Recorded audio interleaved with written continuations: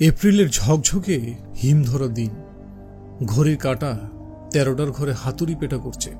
Winston Smith বিধ্বংসী হিমশীতল ঠান্ডা বাতাস থেকে বাঁচতে চিবুকটা বুকের যতটা সম্ভব ভেতরে নিয়ে চট করে ভিক্টোরি ম্যানশনের কাঁচের দরজা দিয়ে ঢুকে গেল। কিন্তু উচ্ছন্ন বাতাস তার গতিমুখে বুড়ো আঙ্গুল দেখিয়ে ধুলো উড়িয়ে দিল অন্দরমহলে।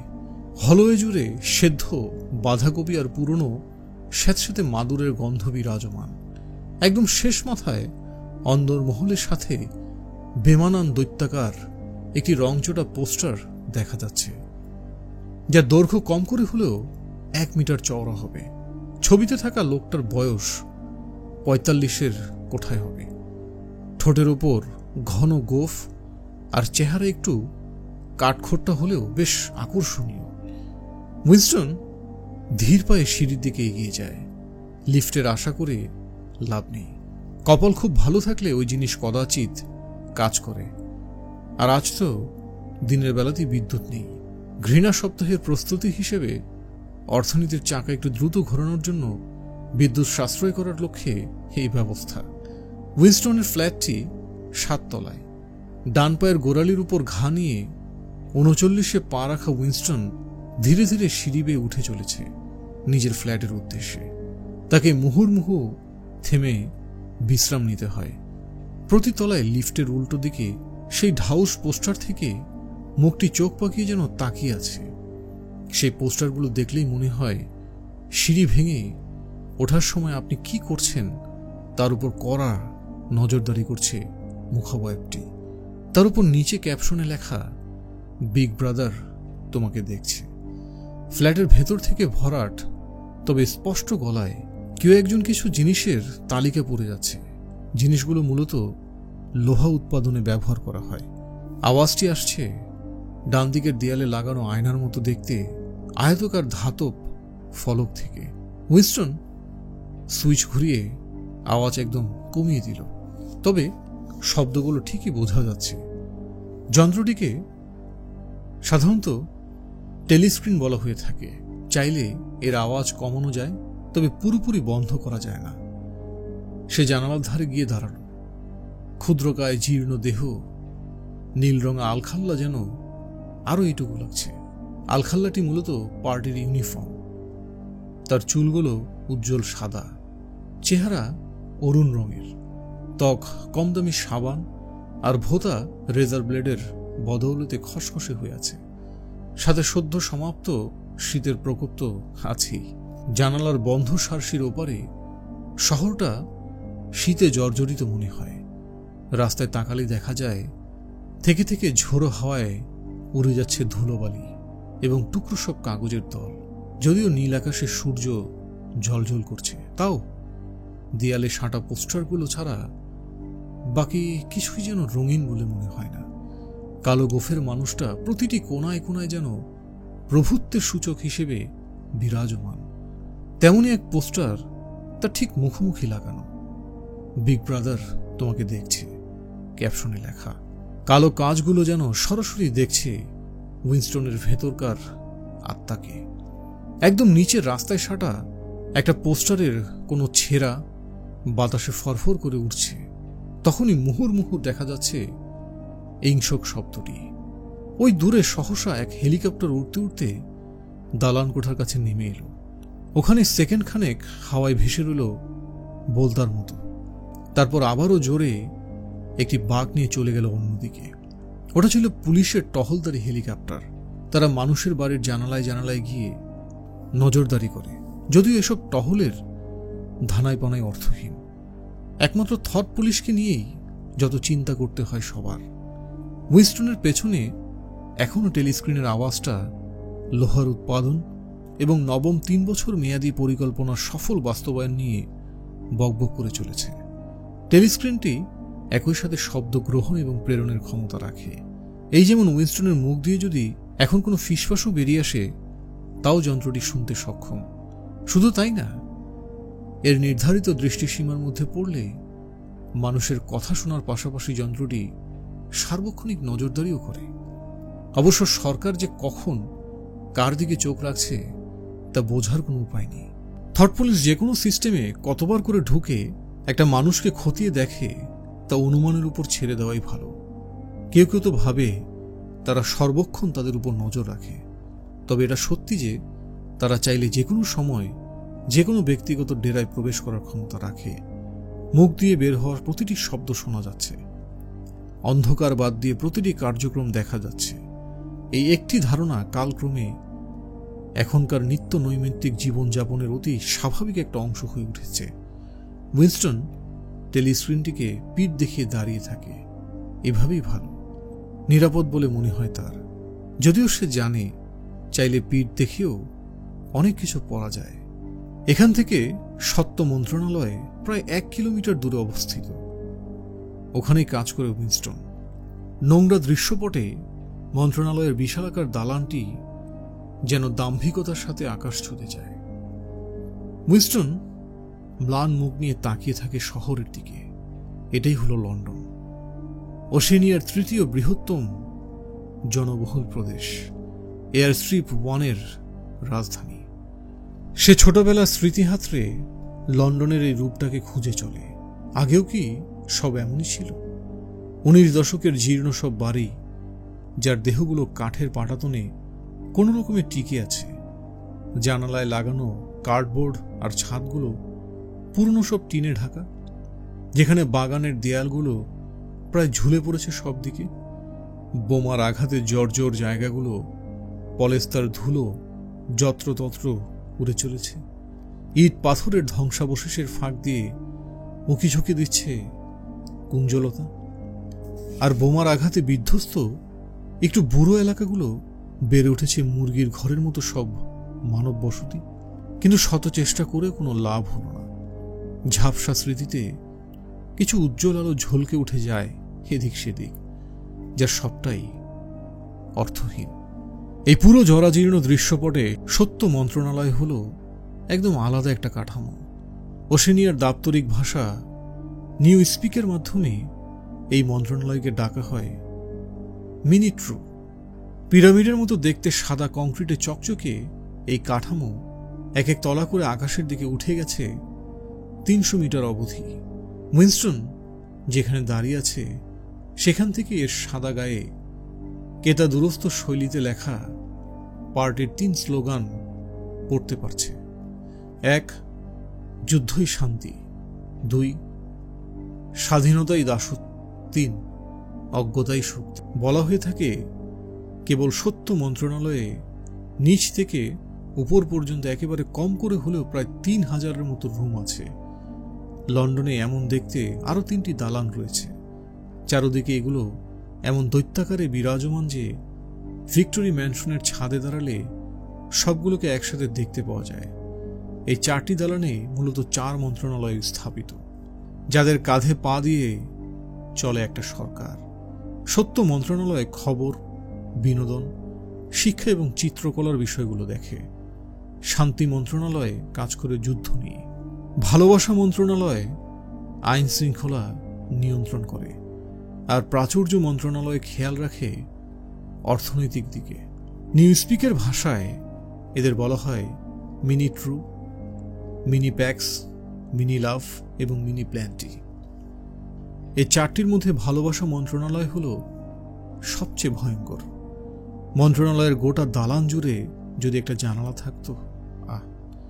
উইনস্টন কখনো ভালোবাসার মন্ত্রণালয়ে যায়নি, এমনকি এর 8 কিলোমিটার পরিসীমার মাঝেও কখনো পা মারায়নি। তাছাড়া জায়গাটাতে ঢোকা অসম্ভব। একমাত্র জরুরি দাপ্তরিক কাজে সেই দালানে ঢোকা যায়, তাও অনেক কসরত করতে হয়।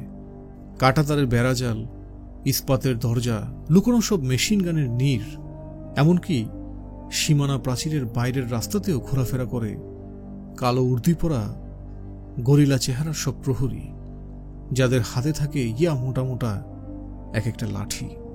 উইনস্টন চট করে ঘুরে দাঁড়ায়। এর আগে অবশ্য সে মুখে আশাবাদী মানুষের মুখোশ পরে নিয়েছে। উপরি মহলের আদেশ টেলিস্ক্রিনে সবসময় এমন শান্ত সন্তুষ্ট চেহারা দেখাতে হবে। সে ছোট্ট হেসেল ঘরের দিকে ধীরে ধীরে এগিয়ে যায়। এই সময়ে মন্ত্রণালয় থেকে বেরিয়ে আসা মানে দুপুরের খাবার কপাল থেকে ছুটে যাওয়া।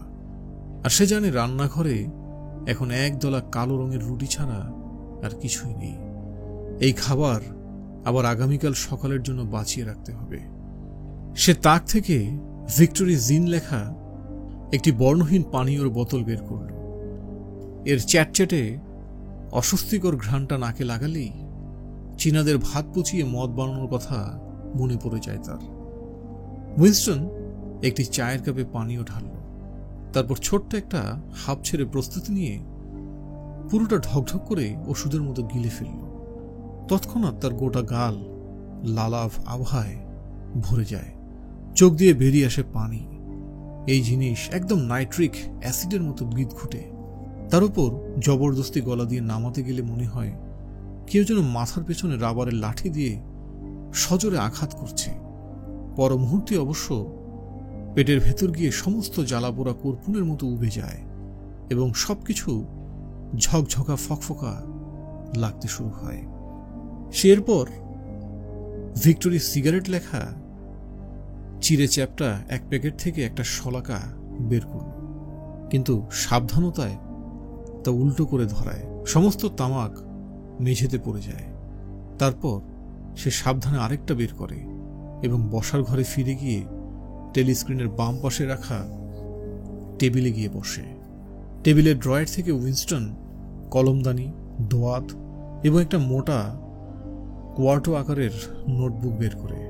নোটবুকটির পেছনের অংশ লাল এবং প্রচ্ছদটা মার্বেলের আদলে তৈরি। কোনো এক কারণে বসার ঘরে টেলিস্ক্রিনটি অদ্ভুত জায়গায় বসানো হয়েছে। সাধারণত একদম শেষ দেয়ালে লাগালেই পুরো ঘর যন্ত্রটির আওতায় এসে যায়, অথচ তাও কোনো এক বিচিত্র কারণে এটা লাগানো হয়েছে জানালার মুখোমুখি লম্বা দেয়ালে। যন্ত্রটির একপাশে একটি চোর কুঠুরি আছে, যেখানে উইনস্টন বর্তমানে বসে আছে। ফ্ল্যাটটি তৈরির সময় হয়তো এই জায়গাটি বুকসেলফ হিসেবে ব্যবহার করার কথা মাথায় রেখে বানানো হয়েছিল, তবে এখন এর ব্যবহার কিন্তু ভিন্ন বলা যায়। এই চোর কুঠুরিতে একটু কায়দা করে বসলে উইনস্টন টেলিস্ক্রিনের দৃষ্টিসীমার বাইরে চলে যায়। যদিও তাকে এখনো শোনা যাবে, তবে এর ভেতরে থাকলে দেখা যাবে না। রুমের এই অদ্ভুত গঠনের জন্যই সে সাহস আর অনুপ্রেরণা পেয়েছিল সেই কাজটির জন্য, যা সে বর্তমানে করতে চলেছে। কিংবা এর পেছনে আরেকটি কারণ, সদ্য দেরাজ থেকে বের করে আনা এই নোটবুকটি। এটা বেশ অদ্ভুত সুন্দর, কোমল এবং মসৃণের কাগজ, যা সময়ের দৈরাত্ম্যে একটু হলদেটে হয়ে গেছে। দেখে বোঝাই যায় এই ধরনের কাগজগুলো কমপক্ষে 40 বছর আগে বানানো। যদিও সে অনুমান করতে পারছে যে এই নোটবুকটির বয়স তার চেয়েও বেশি। নোটবুকটি সে এক বস্তি এলাকার জরাজীর্ণ পুরনো আবর্জনা দোকানের জানালায় পড়ে থাকতে দেখেছিল। প্রায় সাথে সাথেই তার খুব করে ইচ্ছে হলো জিনিসটি বগল দাবা করতে। পার্টির সদস্যদের সাধারণ দোকানে যাওয়া মানা। একে মুক্ত বাজারে লেনদেন বলা হয়, কিন্তু নিয়মটা খুব কড়াভাবে মানা হতো না, কারণ জুতোর ফিতে এবং রেজর ব্লেডের মতো জিনিসগুলো অন্য কোনো উপায়ে পাওয়া সম্ভব নয়। সে চটপট রাস্তার এদিক ওদিকে একবার দেখে দোকানের ভেতরে ঢুকে যায় এবং $2.50 বদলে নোটবুকটি কিনে নেয়। ওটা দিয়ে যে আসলে কি করা উচিত তা কখনো তার মাথায় আসেনি। সে স্রেফ চুপি চুপি নোটবুকটি নিয়ে বাড়ি ফিরছিল, যদিও এতে কিছু লেখা নেই। তবে এমন জিনিস কারো কাছে থাকা মানে নিজে জেচে পড়ে ঝামেলা ডেকে আনার সামিল। আজ মূলত উইনস্টন ডায়েরি লেখা শুরু করবে বলে ভাবছে। এটা আইনত অপরাধমূলক কোনো কাজ না। আসলে দেশে যেখানে আইন আর বাকি নেই, সেখানে অনেক কিছুই আইনগত অপরাধ না হওয়ায় কি বা আসে যায়। কিন্তু তাও যদি কেউ এ কাজ করতে গিয়ে ধরা পড়ে যায়, তাহলে তাকে মৃত্যুদণ্ড দেওয়া হবে কিংবা শ্রমশিবিরে কাটাতে হবে কমপক্ষে 25 বছর। উইনস্টন একটি হাতলের সাথে নিব লাগিয়ে তেল মুছে নেওয়ার উদ্দেশ্যে একটু চুষল। কলম হলো অতি সেকেলে একটা বস্তু, এমনকি স্বাক্ষর করার জন্য কদাচিৎ এর ব্যবহার করা হয়। তবুও সে এটি গোপনে এবং বহু কষ্টে জোগাড় করেছে, শুধু এই কারণে যে তার মনে হয়েছে এহেন সুন্দর মসৃণ মোলায়েম কাগজে কোনো কালি পেন্সিলের ঘষাঘষির চেয়ে আসল নিব কলমের ছোঁয়া পড়া উচিত। আসলে সে হাতে লিখে অভ্যস্ত না। ছোটখাটো চিরকুট বা লেখালেখি বাদ দিলে বেশিরভাগ কাজ করা হয় স্পিক রাইট, যেখানে বলা মাত্রই যন্ত্রে লেখা উঠে যায় এই পদ্ধতিতে। কিন্তু বর্তমান কাজে তো আর এই পদ্ধতি ব্যবহার করা যায় না। সে কলমটা দোয়াতে ডুবিয়ে ক্ষণিকের জন্য থামল। বুকের ভেতর থেকে এক ধুকপুক অনুভূতি যেন ছড়িয়ে পড়েছে তার সারা শরীরে। কাগজে কালি দেওয়া হলো চূড়ান্ত পদক্ষেপ। তারপর সে ছোট ছোট অক্ষরে কাঁপা কাঁপা হাতে লিখল 4 এপ্রিল 1984। উবু থেকে শরীর সোজা করে এবার হেলান দিয়ে বসল সে। সহসা আকাশ সময় এক অসহায় অনুভূতি যেন তার কাঁধের উপর চেপে বসেছে। প্রথমে তো সে নিশ্চিত না যে সালটি 1984 কিনা। হতে পারে এর আশেপাশেই কোনো সময়কাল। সে মোটামুটি নিশ্চিত তার বয়স 39, আর তার মনে হয় তার জন্ম হয়েছে 1944 কিংবা 1945-এ। আজকাল তো বার তারিখের হিসেব রাখা অসম্ভব হয়ে উঠেছে, বিশেষত গত 2-1 বছর ধরে। হুট করেই তার মনে হলো, কার জন্য সে এসব লিখছে বা লিখবে? ভবিষ্যতের জন্যে, অনাগত প্রজন্মের জন্যে? পৃষ্ঠায় লেখা তারিখ ঘিরে মুহূর্তখানেক তার মন শুধু দোনামোনা করতে লাগল। নিউজস্পিক ভাষায় এই ধরনের অবস্থার জন্য একটি শব্দ আছে, ডাবল থিঙ্ক বা দ্বৈত চিন্তা। প্রথমবারের মতো সে যে কাজটি করতে চলেছে তার দায়িত্বের ভারটা অনুভব। ভবিষ্যতের সাথে সে যোগাযোগ করবে কি করে? সেই অনাগত সময় যদি বর্তমানের আয়না হয়, তাহলে এসব কথা তো কেউ শুনবে না। আর যদি তা হয় ভিন্ন, তাহলে তার এই ক্লান্তিকর দিন রাত্রির বকবকনি পুরোটাই অর্থহীন। কাগজের দিকে সে বেকুবের মতো কিছুক্ষণ চেয়ে রইল। টেলিস্ক্রিনে এখন একটি সামরিক সঙ্গীত বেজে চলেছে। কৌতূহলের বিষয় হলো, সে শুধু নিজের কথা প্রকাশ করার ক্ষমতায় হারিয়ে ফেলেনি, বরঞ্চ যে উদ্দেশ্যে সে এখানে বসেছে তাই তার আর মনে নেই। সপ্তাহের পর সপ্তাহ ধরে উইনস্টন শুধু এই মুহূর্তের জন্য নিজেকে তৈরি করেছে, অথচ তার মনে কখনো আসেনি যে কাজটা করতে এক বুক সাহস ছাড়াও আরো অনেক কিছুর প্রয়োজন। লেখালেখির অংশটা সহজ, তাকে তো স্রেফ বছরের পর বছর ধরে মনের মাঝে কিলবিল করা বাক্যগুলো লিখে যেতে হবে। কিন্তু এই মুহূর্তে সেই কথাগুলোই যেন চুপসে যাওয়া বেলুনের হাওয়ার মতো হুট করে ফুরিয়ে গেছে। তার উপর পায়ের এই ঘা, এর ভয়াবহ জ্বালা, কি সাংঘাতিক চুলকানি। কিন্তু উইনস্টন পণ করেছে, ভুলেও সেখানে হাত দেবে না। একবার দিলেই এটা তেতে উঠবে। টিকটিক করে ঘড়ির কাঁটা ঘুরে চলেছে। মনের ভেতর ভোতা অনুভূতিকে বালিশ চাপা দিয়ে বুক ফুলিয়ে বিরাজ করছে এই একরাশ শূন্যতায় ভরা পৃষ্ঠা। গোড়ালির ঘাতে অবিরাম অনুভূত হওয়া চুলকানি, কানে আসা সেই সঙ্গীত, আর বিদিকিচ্ছিরি স্বাদের জিনের বদৌলতে ক্রমেই ঘেরে বসা ঢুলুঢুলু ভাব। সহসা সে আতঙ্কিত হয়ে লিখতে শুরু করে, মনের কথাগুলি গুছিয়ে নেওয়ার ধানাই পানাই ছেড়েই। ছোট ছোট অক্ষরে ভরে ওঠে পৃষ্ঠার এপাশ ওপাশ। প্রথমে শুরু হয় বুড়ো হাতের লিপি দিয়ে, শেষে পড়ে দাড়ি। 4 এপ্রিল 1984। গতরাতে সিনেমায় গিয়েছিলাম, সবগুলোই যুদ্ধ নিয়ে। একটা সিনেমা বেশ ভালো ছিল। ভূমধ্য সাগরীয় এলাকার একটা শরণার্থী বহরকারী জাহাজের উপর বোমা নিক্ষেপ করা হচ্ছে। দর্শকরা তো এক মোটাসোটা লোককে সাঁতরে সাঁতরে হেলিকপ্টার থেকে বাঁচার চেষ্টা করতে দেখে থ বনে যায়। প্রথমে দেখে মনে হয় লোকটা শুশুকের মতো পানিতে সাঁতরাতে গিয়ে নাকানি চুবানি খাচ্ছে। তারপরে দৃশ্য সোজা হেলিকপ্টারের বন্দুক থেকে তাকে তাক করা অবস্থায় দেখানো হয়। তারপর সাই করে ছুটে যাওয়া বুলেট তার দেহে কয়েকটি ছিদ্রের সৃষ্টি করে, আর পুরো সাগরের পানি যেন গোলাপি হয়ে যায়। আর এরপর লোকটা এত দ্রুত ডুবে যায় যেন মনে হয় ছিদ্রগুলো দিয়ে পানি ঢুকে পড়েছে। এই দৃশ্য দেখে দর্শকরা মিলে সে কি হাসি। পরের দৃশ্যতে দেখা যায় অসংখ্য শিশু নিয়ে ভাসতে থাকা একটা লাইফ বোটের উপর বেলদার মতো ঘুরঘুর করছে হেলিকপ্টার। মধ্যবয়স্ক সম্ভাব্য ইহুদি এক মহিলা সম্মুখে বসে বাহুডোরে আগলে রেখেছে বছর তিনেকের এক শিশুকে।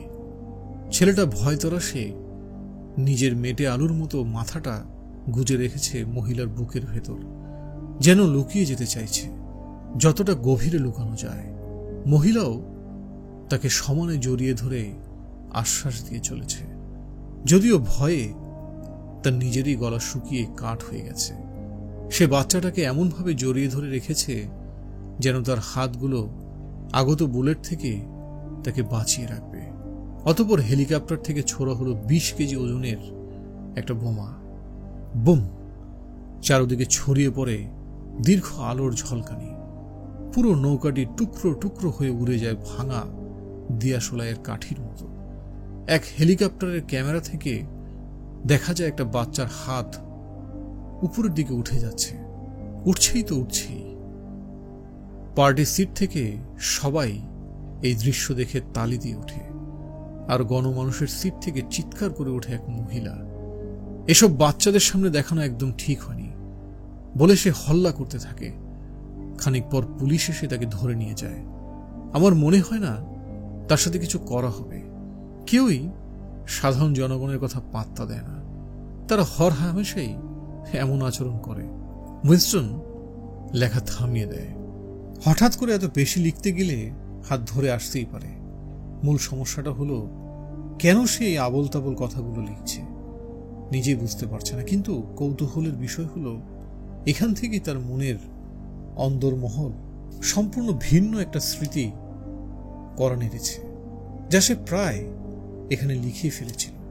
আর এখন এসে সে বুঝতে পারছে ওই নির্দিষ্ট ঘটনার বদৌলতে সে কাজ ছেড়ে ভর দুপুরে বাড়ি ফিরে এই ডায়েরি লিখতে বসেছে। আজ সকালে মন্ত্রণালয়ের ঘটনাটি ঘটেছে, যদি এমন অস্পষ্ট কিছুকে ঘটনা হিসেবে বিবেচনা করা হয় আর কি।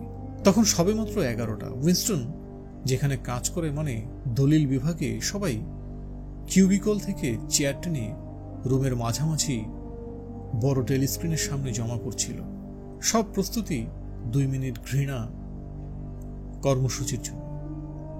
উইনস্টন মাঝের সারিতে নির্ধারিত জায়গায় বসার প্রস্তুতি নিচ্ছিল, আর ঠিক তখনই দুজন মানুষ হুট করে রুমের ভেতর প্রবেশ করে। সে তাদের মুখ চেনা চেনে, কিন্তু কখনো কথা হয়নি। তার মধ্যে একজন মেয়ে, যার সাথে প্রায়শই তার করিডোরে দেখা হয়। সে তার নাম জানে না, তবে এটুকু জানে যে মেয়েটি কল্পকাহিনী বিভাগে কাজ করে। তার হাতে হরদম তৈলাক্ত হাতে নাট বল্টু ঘোরানোর যন্ত্র দেখে মনে হয় সে আসলে উপন্যাস লেখার যন্ত্র নিয়ে কাজ করে। মেয়েটাকে দেখে সাহসী মনে হয়। বয়স হয়তো 27-এর কাছাকাছি হবে। ঘন কালো চুল, লালচে তিলের অসংখ্য দাগে মুখ ভরা, আর ক্রীড়াবিদের মতো তার চলন বলন। তার কোমরে আলখাল্লার উপর একটা লাল কাপড় বাঁধা। এটি মূলত জুনিয়র অ্যান্টিসেক্স লীগের প্রতীক। কোমরের উপর কাপড় বাঁধায় মেয়েটার শরীরের বাঁক বেশ স্পষ্ট বোঝা যাচ্ছে। উইনস্টন তাকে প্রথম দেখার দিন থেকে অপছন্দ করে। কারণটাও তার জানা। মেয়েটা এমনভাবে চলাফেরা করে যেন সর্বক্ষণ খেলার মাঠে কোনো নেতৃত্ব দিচ্ছে। সর্বদা গলা উঁচু ভাব, আর দেখতে একদম চাচাছোলা মানুষগুলোর মতো। সে অবশ্য সব নারীকেই অপছন্দ করে, বিশেষত তরুণী এবং সুন্দরীদের। সবসময় নারীরাই পার্টির অন্ধভক্ত হয়ে যায়। ভাবনা চিন্তা ছাড়াই স্লোগান রাখে মুখের ওপর, আর হরদম মানুষের উপর নজরদারি করে যে কেউ পার্টির সমালোচনা কিংবা বিরুদ্ধাচরণ করছে কিনা।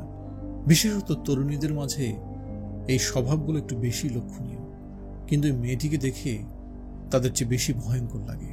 করিডোরের দিকে যাওয়ার সময় তার আর চোখে দৃষ্টিপাত দেখলেই উইনস্টনের বুকটা কেঁপে ওঠে।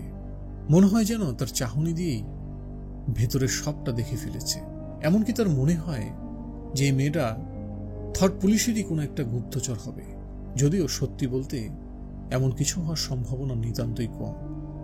তবুও মনের ভেতরে এই খচখচ অনুভূতিগুলো সে তাড়াতে পারে না, যার ফলে মেয়েটার কাছাকাছি এলেই ভয় এবং বিরক্তির মিশ্র অনুভূতি তার মনকে আমচান করে তোলে। হলঘরে প্রবেশ করা অন্য মানুষটির নাম হলো ওব্রায়েন। সে ইনার পার্টির একজন সদস্য এবং এমন সব গুরুত্বপূর্ণ এবং গোপন পদে অধিষ্ঠিত যে উইনস্টন এর ব্যাপারে খুব একটা জানেন না। কালো আলখাল্লা পরা ইনার পার্টির সদস্যকে এগিয়ে আসতে দেখে চেয়ারের আশপাশে থাকা সকলের মাঝে ফিসফাস শুরু হয়ে গেল। ওব্রায়েন দেখতে বড়সড়, চওড়া ঘাড়, চেহারার কাঠখোট্টা এবং মেজাজি ভাবপ্রখর। তবু তার স্বভাব চরিত্র দেখে অত্যন্ত শান্ত স্বভাবের মনে হয়। ভদ্রলোকের নাকের ডগায় ঝুলে থাকা চশমা জায়গা মতো বারবার তুলে দেওয়ার এক অন্যরকম অভ্যেস আছে।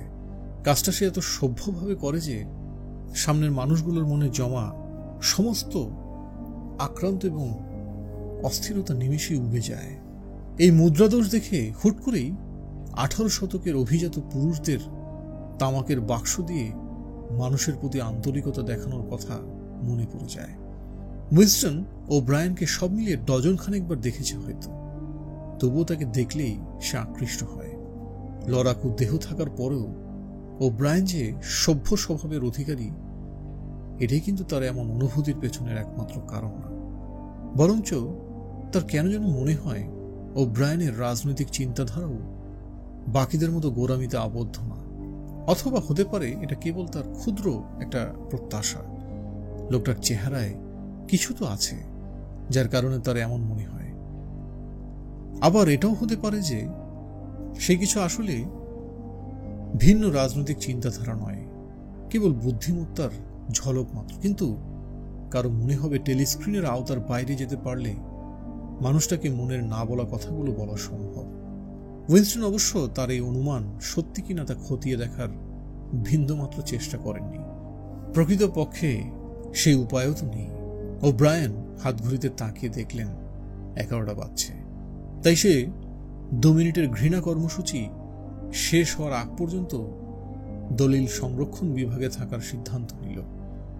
সে উইনস্টনের সারিতেই তার থেকে কয়েক চেয়ার দূরে একটা চেয়ারে গিয়ে বসল। তাদের মাঝে খাটো আর ছাটা এক স্বর্ণকেশী মেয়ে এসে বসেছে। এই মেয়েটি আবার উইনস্টনের পরের কিউবিকেলেই কাজ করে। ঘন কালো চুলের অধিকারী মেয়েটি বসেছে তার ঠিক পেছনেই।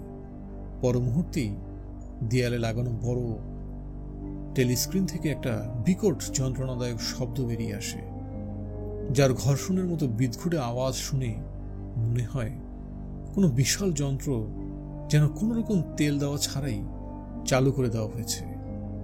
এই শব্দ শুনলে যে কোনো ব্যক্তি দাঁতে দাঁত পিষে ধরতে বাধ্য। তার ঘাড়ের চুলগুলো দাঁড়িয়ে যাবে চাপা শিশির অনুভূতিতে। কর্মসূচি শুরু হয়ে গেছে। বরাবরের মতোই স্ক্রিনে ভেসে উঠেছে জনমানুষের তথাকথিত শত্রু এমানুয়েল গোল্ডস্টিনের চেহারা। উপস্থিত সকলের মাঝে জোর গুঞ্জন শুরু হয়ে যায়। স্বর্ণকোষী মেয়েটা বেজায় মুখ করে নাক ঝামটা মারে। চোখে একটু ভয়ও আছে হয়তো। গোল্ডস্টিন হলো বিদ্রোহী এবং বামপন্থী একজন, যে কিনা বহু আগে, কতদিন আগে তা ঠিক কেউ জানে না, পার্টির অন্যতম নেতৃস্থানীয় নেতাদের একজন ছিল। কথিত আছে স্বয়ং বিগ ব্রাদারের সমকক্ষ ছিল সে। তারপর একদিন লোকটা প্রতি বিপ্লবী কর্মকাণ্ডে জড়িয়ে গেল। তার বিরুদ্ধে দেওয়া হলো মৃত্যুদণ্ডের আদেশ এবং কোনো এক উপায়ে এই লোক পালিয়ে গেল এবং হয়ে গেল একদম অদৃশ্য। 2 মিনিট ঘৃণা কর্মসূচির বিষয়বস্তু এক দিন এক রকম হয়, তবে প্রত্যেক দিন সেখানে মুখ্য হিসেবে থাকে গোল্ডস্টিন। সে হলো প্রধান বিশ্বাসঘাতক, যে পার্টির বিশুদ্ধতাকে প্রথমবার প্রশ্নবিদ্ধ করেছে। পার্টির বিরুদ্ধে সমস্ত অপরাধ, অরাজকতা, নাশকতা, ধর্মীয় দাঙ্গা সৃষ্টির চেষ্টা থেকে শুরু করে সমাজের অস্থিরতা সৃষ্টি করা সমস্ত কর্মকাণ্ডের পেছনে রয়েছে তার আদর্শ। কোথাও না কোথাও এই লোক জীবিত আছে, করে যাচ্ছে সমস্ত ষড়যন্ত্র, হয়তো সাগরের ওপারে কোনো বৃক্ষের ছায়াতলে থেকে, অথবা আসলেই গুজব অনুযায়ী ওশেনিয়ারই কোনো এক জায়গায় লুকিয়ে আছে। উইনস্টনের শ্বাস আটকে যায়। গোল্ডস্টিনের চেহারা দেখলেই তার বুকের ভেতর নানা অনুভূতির জোয়ার ভাটা শুরু হয়ে যায়। রোগা পাতলা ইহুদি মুখ, ঝকমকে সাদা চুল এবং ছাগলের মতো দাড়ি। দেখতে খুব দূরদর্শী এবং ধূর্ত লাগলেও মনে মনে এক ধরনের বিরক্তি আর ঘৃণার জন্ম হয়। বার্ধক্যে নুয়ে পড়া পাতলা নাকের উপর বসে থাকা চশমা সহ পুরো চেহারাটা দেখতে একদম ভেড়ার মতো লাগে। গলার আওয়াজও ঠিক তেমনই সামঞ্জস্যপূর্ণ। গোল্ডস্টিন পার্টির নানা মতবাদ এবং সিদ্ধান্ত নিয়ে কড়া সমালোচনা করে চলেছে। সমালোচনার নামে এমন অদ্ভুত সব কথা বলছে যে একটা বাচ্চা পর্যন্ত তার তিলকে তাল বানানোর চেষ্টা ধরে ফেলবে। অথচ তবুও একজনের মনে এই চিন্তা আসতেই পারে যে মানুষের এহেন অহেতুক আগডুম বাগডুম কিছু কিছু মস্তিষ্কহীন মূর্খকে ঠিকই প্রভাবিত করবে। সে সামনে বিগ ব্রাদারকে গালাগাল করছে, পার্টির স্বৈরতন্ত্র নিয়ে সমালোচনা করছে, দাবি করছে অতি শীঘ্রই যেন ইউরেশিয়ার সাথে শান্তি চুক্তি করা হয়। তাছাড়া বাক স্বাধীনতা, সংবাদ মাধ্যমের স্বাধীনতা, সভা সমাবেশের স্বাধীনতা এবং চিন্তাভাবনার স্বাধীনতা নিয়ে কথা বলার পাশাপাশি সে চিৎকার করে বলে যাচ্ছে কিভাবে বিশ্বাসঘাতকতা করা হয়েছে বিপ্লবের সাথে, জনমানুষের সাথে। তার কথাগুলো একদম পার্টির বক্তাদের উপহাস করে সাজানো। চটপটে তো বটেই, সাথে ব্যবহার করা হয়েছে নিউজস্পিক শব্দ এতটাই বেশি যে সাধারণত কোনো পার্টির সদস্য এভাবে বক্তৃতা দেওয়ার কথাও ভাবতেই পারেন না। গোল্ডস্টিন এসব মিথ্যাচার এবং বকবকানিতে যেন কেউ বিশ্বাস না করে তা নিশ্চিত করতে তার মাথার পেছনে টেলিস্ক্রিনে ভাসছে ইউরেশিয়ান সামরিক বাহিনীর দল বেঁধে মার্চ করার ভিডিও। সেখানে সারি সারি দেখা যাচ্ছে কাঠখোট্টা প্রাণহীন এশীয় চেহারা। তারা প্রত্যেকে স্ক্রিনের নিচের দিকে আসতেই হারিয়ে যাচ্ছে এবং পেছন থেকে এগিয়ে আসছে আরো নতুন নতুন দল। গোল্ডস্টিনের ব্যয় করা গলার আওয়াজ টপকে তাদের বুট জুতোর একঘেয়ে শব্দ ভেসে আসছে। ঘৃণা কর্মসূচির 30 সেকেন্ড পার হতে না হতেই রুমের অর্ধেক মানুষ সরসে ফেটে পড়ল। আত্মতুষ্ট ভেড়ার মতো চেহারা আর ইউরেশিয়ান সামরিক বাহিনীর ভয়ানক পাল স্ক্রিনে খুব বেশিক্ষণ সহ্য করা যায় না। তাছাড়া গোল্ডস্টিনের কথা শুনলে বা ভাবলেই এমনিতে রাগ আর ঘৃণা শরীরে টকবগিয়ে ওঠে। ঘৃণার সূচক হিসেবে যদি কিছু থাকে তাহলে তা ইউরেশিয়ান কিংবা স্টেশিয়ার চেয়েও বেশি গোল্ডস্টিনকে বিবেচনা করা হয়। দেশ দুটোর ক্ষেত্রে এমন পক্ষপাতের পেছনে একটা কারণ হতে পারে। যখনই ওশেনিয়া একজনের সাথে যুদ্ধে লিপ্ত হয় তখন অন্যজনের সাথে থাকে শান্তিতে। অদ্ভুত ব্যাপার হলো গোল্ডস্টিনকে নিয়ে সামনে এত ঘৃণা ছড়ানোর পরও প্রতিদিন, প্রতি বেলা, প্রতি প্ল্যাটফর্ম, টেলিস্ক্রিন এবং বইয়ে তার সমস্ত যুক্তিকে খণ্ডন করে চূর্ণ বিচূর্ণ করে পরিহাস করার পরও তার প্রভাব প্রতিপত্তি একটুও কমে না। কিছু মানুষ সবসময় তার হাতে নাচার জন্য থেকে যায়। একটা দিন এমন যায় না যেদিন থট পুলিশের হাতে ধরা পড়ে না তার নির্দেশনায় থাকা গুপ্তচর কিংবা নাশকতাকারী। এই গোল্ডস্টিনের আদেশেই চলে এক ছায়া সামরিক দল যাদের লক্ষ্যই হলো বর্তমান সরকারের পতন। অনেকের মতে তাদের ব্রাদারহুড বলা হয়। এমনকি লোকমুখে শোনা যায় গোপনে গোপনে নাকি রাষ্ট্রবিরোধী নানা কথায় ভরা একটি বইও মানুষের হাতে চলমান আছে, যার লেখক স্বয়ং গোল্ডস্টিন নিজেই। কেউ বইটার নাম জানে না, তাই জনমানুষের কাছে তা বইটা বলেই পরিচিত। কিন্তু সবার কাছে এসব কেবল গুজব মাত্র। পার্টির সদস্যরা খুব বেশি চাপে না পড়লে ব্রাদারহুড আর বইটির কথা হরদম এড়িয়ে চলে। মিনিট দুয়েক যেতেই ঘৃণা পরিণত হয় উন্মাদনায়। মানুষগুলো চিৎকার করতে থাকে, কেউ কেউ লাফালাফি হল্লা করে দমাতে চায় টেলিস্ক্রিন থেকে ভেসে আসা আওয়াজকে। সেই স্বর্ণকেশী মেয়েটা তো রীতিমতো ডাঙায় উঠে মাছের মতো হাঁসফাঁস করছে। এমনকি ও ব্রায়ানের মতো মানুষটার চেহারা পর্যন্ত অরুণ রং ধারণ করে। সে সোজা পিঠ টান টান করে বসে আছে চেয়ারে, তবে তার বুকটা এমনভাবে উঠানামা করছে যেন সে কোনো উত্তল ঢেউর মুখোমুখি দাঁড়িয়ে আছে।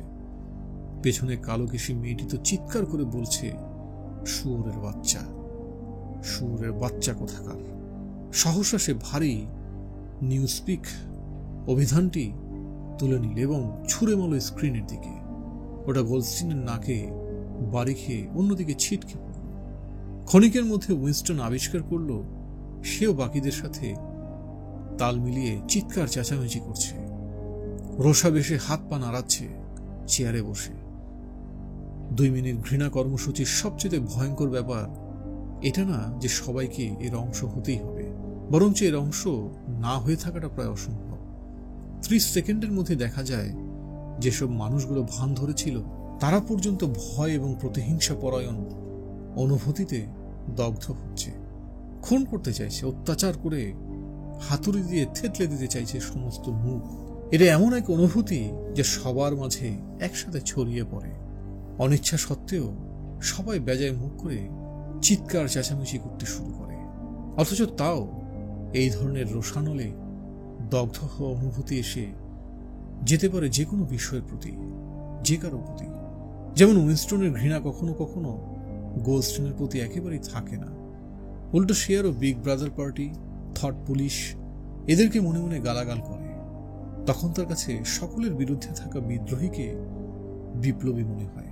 মনে হয় হাজারো মিথ্যের ভিড়ে সত্যের একমাত্র ধারক এবং বাহক। আবার পর মুহূর্তেই দেখা যায় সে একই গোল্ডস্টিনের প্রতি সে সরসে ফেটে পড়ছে। তার বিরুদ্ধে আনা সমস্ত অভিযোগকে সত্যি লাগে। ঠিক সেই মুহূর্তগুলোতে তার বিগ ব্রাদারের প্রতি ঘৃণা পরিণত হয় শ্রদ্ধায়। মনে হয় এশিয়ার ভয়ঙ্কর বাহিনীর মুখে বিগ ব্রাদার হল একটি দুর্গ। তখন সর্বহারা লাচার গোল্ডস্টিন, যার অস্তিত্ব নিয়েও কিছু কিছু মানুষের সন্দেহ আছে, তাকে মনে হয় এমন এক শয়তান জাদুকর যার একটি ডাকে নড়বড়ে হয়ে যায় একটা সভ্যতার কাঠামো। এমনকি এসব মুহূর্তে মানুষ চাইলে বুকের ভেতর জমা সমস্ত ঘৃণা ইচ্ছে করে অন্যদিকে ঘোরাতে পারে। সহসা কোনো দুঃস্বপ্ন থেকে জোর করে জেগে ওঠার মতো শক্তি সমর্থ খরচা করে সে বুকের ভেতর উদ্দোলিত ঘৃণাগুলো স্ক্রিন থেকে কালো কেশি মেয়েটির দিকে ঘুরিয়ে দিল। মনের গহীনে থাকা কল্পনা প্রায় সাথে সাথেই ঝলকে ওঠে। তার ইচ্ছে করে রাবারের লাঠি দিয়ে মেয়েটাকে পেটাতে, নগ্ন করে বেঁধে আগপাশ তলায় সেন্ট সেবাস্টিনের মতো তীর নিক্ষেপ করতে, এমনকি তাকে ধর্ষণ করে গলা কেটে দেওয়ার ইচ্ছা তো মনের ভেতর জেগে ওঠে। পর মুহূর্তে উইনস্টন বুঝতে পারে কেন তার মনে মেয়েটার জন্য এত ঘৃণা। সে তাকে ঘৃণা করে কারণ সে সুন্দরী, লাস্যময়ী, অথচ কাম বিমুখী। সে তাকে ঘৃণা করে কারণ সে তার সাথে বিছানায় যেতে চায়। সে তাকে ঘৃণা করে কারণ মেয়েটার কোমরে তার হাত জড়িয়ে নেওয়ার জন্য আহ্বান করে, কিন্তু পেঁচানো ওই লাল কাপড় চোখ পাকিয়ে জানায় মেয়েটির সতীত্বের কথা। ঘৃণা কর্মসূচি শেষ পর্যায়ে এসে দাঁড়ায়, উত্তেজনার চরম শিখরে পৌঁছেছে। স্ক্রিনে গোল্ডস্টিনের গলা এবার আসলে ব্যয় আওয়াজে পরিণত হয় এবং চেহারাও মনে হয় ভেড়ার মতো। তারপর সেই ভেড়ার চেহারা গলে গলে ইউরেশিয়ান সৈনিকে পরিণত হয়।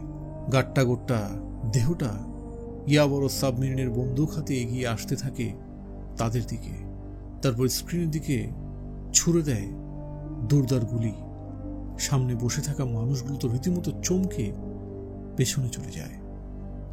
আবার একই সাথে সবার মনে স্বস্তি নামে যখন এই ভয়ঙ্কর অবয়ব পরিণত হয় বিগ ব্রাদারের চেহারায়।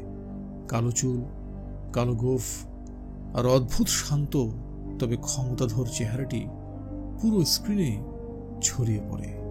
কেউ ঠিকঠাক শুনতে পায় না বিগ ব্রাদার কি বলছে। সাহস জোগাতে কিছু বাক্য হয়তো বলছে, ওই যে যুদ্ধক্ষেত্রে সেনাপতি তার সৈন্যদেরকে বলে না, ঠিক তেমনি কিছু স্পষ্ট বোঝা না গেলেও এতে করে সবার মাঝেই ধীরে ধীরে আত্মবিশ্বাস জমা হয়। তারপর বিগ ব্রাদারের চেহারা হারিয়ে যায় এবং স্ক্রিনে বড় বড় করে অক্ষরে ভেসে ওঠে পার্টির 3টি স্লোগান: যুদ্ধই শান্তি, স্বাধীনতাই দাসত্ব, অজ্ঞতাই শক্তি। কিন্তু বিগ ব্রাদারের চেহারা আরো কিছুক্ষণের জন্য থেকে যায়, যেন উপস্থিত সকলের চোখে ছবিটার প্রভাব পুরোপুরি কাটেনি। স্বর্ণকেশী মেয়েটা সামনের চেয়ারে মাথা ঠেকিয়ে ঝুঁকে পড়ে। ভয় তরা সে কাঁপতে কাঁপতে সে বিড়বিড় করে, আমার ত্রাণকর্তা, এবং 2 হাত তুলে দেয় স্ক্রিনের দিকে। তারপর সে মুখটা 2 হাতে ঢেকে নেয়। স্পষ্টতই মেয়েরা প্রার্থনা করছিল। পুরো দল তার দেখা দেখিতে ভারী গলায় এবং ধীর গতিতে বিবি বিবি করে জপতে শুরু করে। প্রত্যেকে 20 শব্দের মাঝে ন্যূনতম সময় বিরতি থাকে। তাদের এই ভারী বিড়বিড় নাম জপা দেখে যে কারো আদিকালের বন্যদের কথা মনে পড়ে যাবে। কানে বাজবে নগ্ন পায়ে নাচানাচি এবং ঢাকের শব্দ। তারা প্রায় এভাবে 30 সেকেন্ডের মতো প্রার্থনা করে। সাধারণত বুকের ভেতর দাউ দাউ করে জ্বলে ওঠা আবেগকে প্রশমিত করার জন্য এটা তারা করে, যদিও এটি মূলত বিগ ব্রাদারের প্রজ্ঞা এবং মহিমার উদ্দেশ্যে গীত। তবে সবাই তা ছন্দের মাধ্যমে নিজেকে সম্মোহন করে মনের চিন্তা এবং অনুভূতিগুলো প্রশমিত করতে ব্যবহার করে। উইনস্টনের শিরদাঁড়া দিয়ে ঠান্ডা শীতল অনুভূতি বয়ে যায়। 2 মিনিট ঘৃণা কর্মসূচিতে উত্তেজনার বশবর্তী হয়ে সে হয়তো তা উপেক্ষা করতে পারে না। বাকিদের সাথে পাগলামিতে মত্ত হয়, কিন্তু এই বিবিবি করে গীত গাওয়া শুনলেই তার ভীষণ ভয় লাগে। অবশ্যই সে বাকিদের সাথে তাল মেলায়, এছাড়া তো আর কোনো উপায়ও নেই। মনের অনুভূতিকে প্রশমিত করতে, মুখের ভাব নিয়ন্ত্রণ করতে, সবাই যা করছে তা করতে মুখ দিয়ে এই গীত বেরিয়ে যাওয়া অনেকটা সহজাত প্রবৃত্তির মতো হয়ে গেছে। তবুও মাঝে মাঝে ক্ষণিকের জন্য চোখ জোড়া মনের ভেতরের কথাগুলো প্রকাশ করতে চায়, এবং এমনই একটি ক্ষণে সেই বিশেষ ঘটনাটি ঘটে। যদি তা স্রেফ তার মনের ভুল না হয়ে থাকে আর কি। ক্ষণিকের জন্য তার চোখ পড়ে ওব্রায়ানের চোখে। ওব্রায়ান তখন উঠে দাঁড়িয়ে চশমা খুলে আবারও পড়ছিল, কিন্তু তন্মধ্যেই কয়েক মুহূর্তের জন্য তারা দৃষ্টি বিনিময় করে। উইনস্টন বুঝে যায় যে তাদের মাঝে দুজনের মনে আসলে একই চিন্তা ঘটছে। একটা স্পষ্ট বার্তা বিনিময় ঘটছে তাদের মধ্যে, যেন তাদের মনের দুয়ার খুলে গেছে এবং চোখ দিয়ে আদান প্রদান করছে চিন্তা ভাবনা। ওব্রায়ান যেন তাকে বলছে, আমি তোমার সাথে আছি, আমি জানি আসলে তুমি ঠিক কি ভাবছ, তোমার বুকের ভেতর অবজ্ঞা, ঘৃণা, রাগ সবই আমি বুঝি, কিন্তু চিন্তা করো না, আমি তোমার দলের লোক। আর তারপর পলক ফেলতেই সেই অর্থবহ দৃষ্টি হাওয়া হয়ে যায়। ওব্রায়ানের চেহারা বাকিদের মতো অস্পষ্ট এবং দুর্বোধ্য হয়ে ওঠে। ব্যাস এটুকুই। সে জানেও না যে আসলে ঘটনাটি ঘটেছিল নাকি তা স্রেফ তার নিছক কল্পনা। এই ধরনের ঘটনাগুলো কোনো পরবর্তী অংশ থাকে না, স্রেফ কিছু আশা জাগিয়ে যায়। এই যে সে একাই পার্টির শত্রু নয়, আরো অনেকেই আছে। হয়তো সরকার বিরোধী ষড়যন্ত্রের গুজব আসলেই সত্য, হয়তো ব্রাদারহুড আসলেই আছে। এত এত গ্রেফতার, এত এত স্বীকারোক্তি আর মৃত্যুদণ্ড, এত কিছুর পর তাদের অস্তিত্ব বিশ্বাস না করে থাকা অসম্ভব। ব্রাদারহুড অন্তত আর যাই হোক স্রেফ গুজব হতে পারে না। উইনস্টন কখনো এই দলের অস্তিত্ব বিশ্বাস করে, আবার কখনো করে না। 2-1টা ঝলক ছাড়া আসলেই তো তাদের অস্তিত্ব নিয়ে কোনো অকাট্য প্রমাণ নেই। কখনো দেখা যায় কেউ আড়ি পেতে কিছু শোনার দাবি করে, কখনো বা শৌচাগারের দেয়ালে কিছু আবল তাবল লেখা হয়ে ওঠে মনোযোগের বিষয়। আবার কখনো রাস্তায় মুখোমুখি দুজন অপরিচিত মানুষের হাতের ইশারা একই রকম দেখে লাগে তারা আসলে গোপনে পরিচিত। দিন শেষে এসব অনুমান মাত্র, তার কাছে কল্পনার চেয়ে বেশি কিছু হয়ে উঠতে পারেনি। উইনস্টন ওব্রায়ানের দিকে আর না চেয়ে নিজের কিউবিকেলে ফিরে গেল। 2 কি 1 মুহূর্তের জন্য তাদের মধ্যে যেই অর্থবহ দৃষ্টি বিনিময় ঘটেছে, তার পরিণতি কি হবে বা পরের অংশে কি ঘটবে জানার ইচ্ছা থাকলেও তা সে তখনকার মতো মাথা থেকে সরিয়ে দেয়। যদি সে তারপর কি হবে জানার পদ্ধতি জেনেও থাকত, তাও কাজটা করা হতো অত্যন্ত বিপজ্জনক। তারা একে অপরের চোখে চোখ রেখেছে, কিছু হয়তো বার্তা বিনিময় হয়েছে, তারপর গল্প শেষ। ঘটনাটা সামান্য হলেও তার জীবনের একাকিত্ব এত বেশি যে তার কাছে এটি একটি অবিস্মরণীয়। উইনস্টন পিঠ টান টান করে বসে, তারপর একটা ঢেকুর তোলে। পেটের ভেতর থেকে বিচ্ছিরি ভদকাটুকু বেরিয়ে আসতে চাইছে। নোটবুকটির পৃষ্ঠায় তার চোখ পড়ে আবার। সে দেখে লাচারের মতো ভাবনায় বুঁদ হয়ে থাকার এই পুরো সময়টায় তার হাত নিজের মতো করে চলেছে, একদম যন্ত্রবোধ পুতুলের মতো। আর লেখাগুলো আগের মতো অদ্ভুত আর অগোছালো নেই। তার কলম মসৃণ কাগজের উপর গেঁথে গিয়েছে একের পর এক শব্দের গাঁথুনি। বড় বড় অক্ষরে সেখানে লেখা আছে, বিগ ব্রাদার নিপাত যাক, বিগ ব্রাদার নিপাত যাক। এভাবে একের পর এক বাক্যতে পুরো পৃষ্ঠা ভরা। সহসা বুকের ভেতর এক ছটাক রক্ত ছলকে উঠল তার। আতঙ্কে কেঁপে উঠল গা। পর মুহূর্তে মনে হলো এই অনুভূতি তো একেবারেই হাস্যকর, কারণ স্লোগানটা লেখা ডায়েরি লেখার চেয়েও বড় অপরাধ নয়। তবু এক মুহূর্তের জন্য উইনস্টনের মনে হলো কাগজটা ছিঁড়ে ফেলে ডায়েরি লেখা সে থামিয়ে দিক, কিন্তু সে তা করল না। অর্থহীন যে। দিন শেষে সে বিগ ব্রাদারের পতন লিখুক বা অন্য কিছু, অথবা এই ডায়েরি লিখুক বা না লিখুক, তাতে কিছুই আসে যায় না। থট পুলিশ তাকে ধরবেই, সে লেখুক বা না লিখুক। আর তা হলো চিন্তা অপরাধ। আর যাই হোক, চিন্তা অপরাধ কখনো গোপন রাখা যায় না। কেউ হয়তো চাইলে কিছু সময়ের জন্য কড়া নজরদারি এড়িয়ে যেতে পারে। হয়তো সেই কিছু সময়ের দৈর্ঘ্য হতে পারে একদিন, এক মাস কিংবা এক বছর, কিন্তু একদিন না একদিন তাকে ঠিকই ধরা পড়তে হয়। প্রত্যেকবার রাতেই গ্রেফতার করা হয়, হুট করে ধাক্কা দিয়ে ঘুম থেকে জাগিয়ে তোলা হয়। চোখের উপর ধরা থাকে আলো, শক্তপোক্ত হাত ঝাঁকাতে থাকে কাঁধ, চারদিকে গোল হয়ে দাঁড়িয়ে থাকে কিছু কাঠকোঠা চেহারা। এই ধরনের ঘটনায় কোনো বিচার হয় না, কোনো গ্রেফতারের রিপোর্ট হয় না। মানুষ স্রেফ হারিয়ে যায় এক রাতের মধ্যেই। নাম মুছে যায় সমস্ত দলিল দরখাস্ত থেকে, নিশ্চিহ্ন করে দেওয়া হয় একটি মানুষের অস্তিত্ব। আর তারপর সেই মানুষটি বিস্মৃতি হয়ে যায়। কেউ কেউ একে বলে হাওয়ায় মিলিয়ে যাওয়া। ক্ষণিকের জন্য বুকের ভেতর প্রগ্লভড হয়ে ওঠে আতঙ্ক। সে পাগলের মতো লিখতে থাকে, ওরা আমাকে গুলি করবে, আমি পরোয়া করি না। ওরা আমার পেছনে গুলি মারবে, আমি পরোয়া করি না। বিগ ব্রাদারের পতন হোক, ওরা সব সময় পেছন থেকে গুলি করে, আমি পরোয়া করি না। বিগ ব্রাদারের পতন হোক। উইনস্টন চেয়ারে হেলান দিয়ে বসে, লজ্জায় লাল হয়ে কলমটা রেখে দেয়। পরক্ষণে আপাদমস্তক চমকে ওঠে।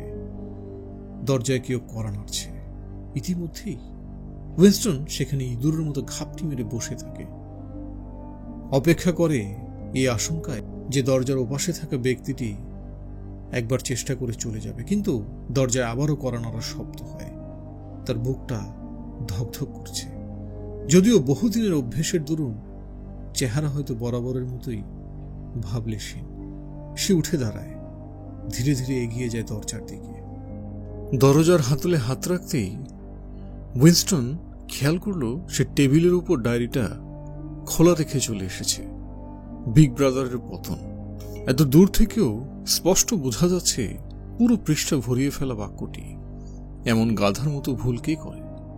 এমন সন্ত্রস্ত অবস্থাতেও সে চায়নি ভেজা কালিতে নোটবুকটির মসৃণ কাগজটা নষ্ট হয়ে যাক।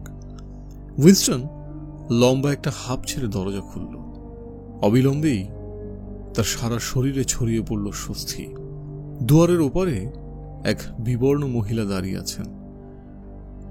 কাল জীর্ণ তার চেহারা, আর চুলগুলো উস্কো খুস্কো। ওহ কমরেড, মহিলা খুব একঘেয়ে বিষণ্ণ সুরে বলে উঠল, আমি ভেবেছিলাম তোমাকে হয়তো বাড়িতে ঢুকতে শুনেছি। একটু আমার এখানে এসে রান্নাঘরের বেসিনটা দেখে দেবে?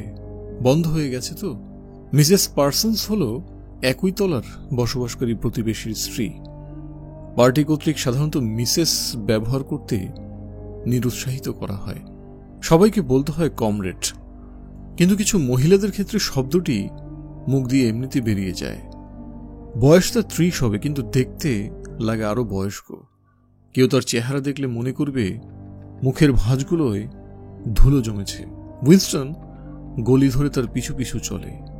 এই ধরনের ছোটখাটো কাজগুলো এখন তার জন্য রীতিমতো আপদ হয়ে দাঁড়িয়েছে।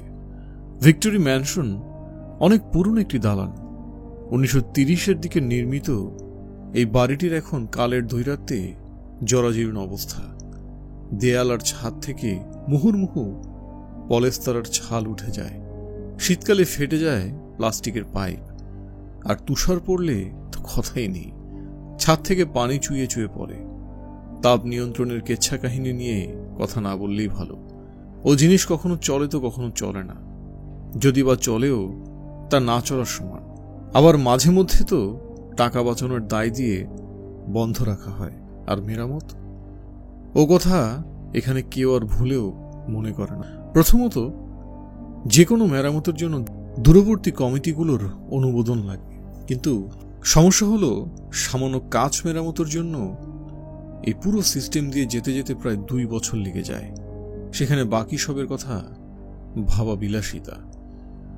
টম বাসায় থাকলে তোমাকে আর জ্বালাতাম না, মিসেস পার্সন্স বিড়বিড় করে। পার্সন্সের বাসাটা উইনস্টনের চেয়ে বড় হলেও একটু নোংরা বটে। চারদিকে ছড়ানো ভাঙাচোরা এবং ধ্বংসানো জিনিসপত্র দেখলেই লাগে যেন এইমাত্র একটা বন্যপ্রাণী এসে ঘরের ধ্বংসযজ্ঞ চালিয়ে গেছে। খেলার জন্য ব্যবহৃত সরঞ্জাম, হকি স্টিক, বক্সিং গ্লাভস, ফাটা ফুটবল, একজোড়া উল্টানো শর্ট প্যান্ট মেঝে জুড়ে ছড়িয়ে ছিটিয়ে রাখা। টেবিলের ওপর পড়ে আছে নোংরা থালা বাসন এবং পুরনো ভাঁজ করে রাখা খাতা। দেয়ালের একটি লাল রঙের যুবলীগ এবং গোয়েন্দার পোস্টার লাগানো, সাথে বিগ ব্রাদার তো আছেই।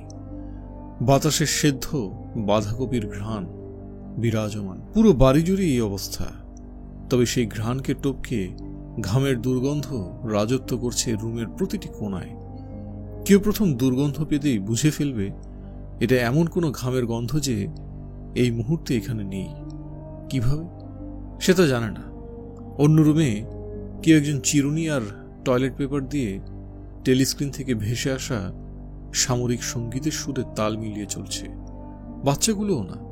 মিসেস পার্সন্স কিঞ্চিত শঙ্কিত মনে দরজার দিকে তাকায়। ওরা আজ বাইরে যায়নি, তাই আর কি। এই মহিলার মাঝপথে কথা শেষ করে দেওয়ার একটা অভ্যেস আছে।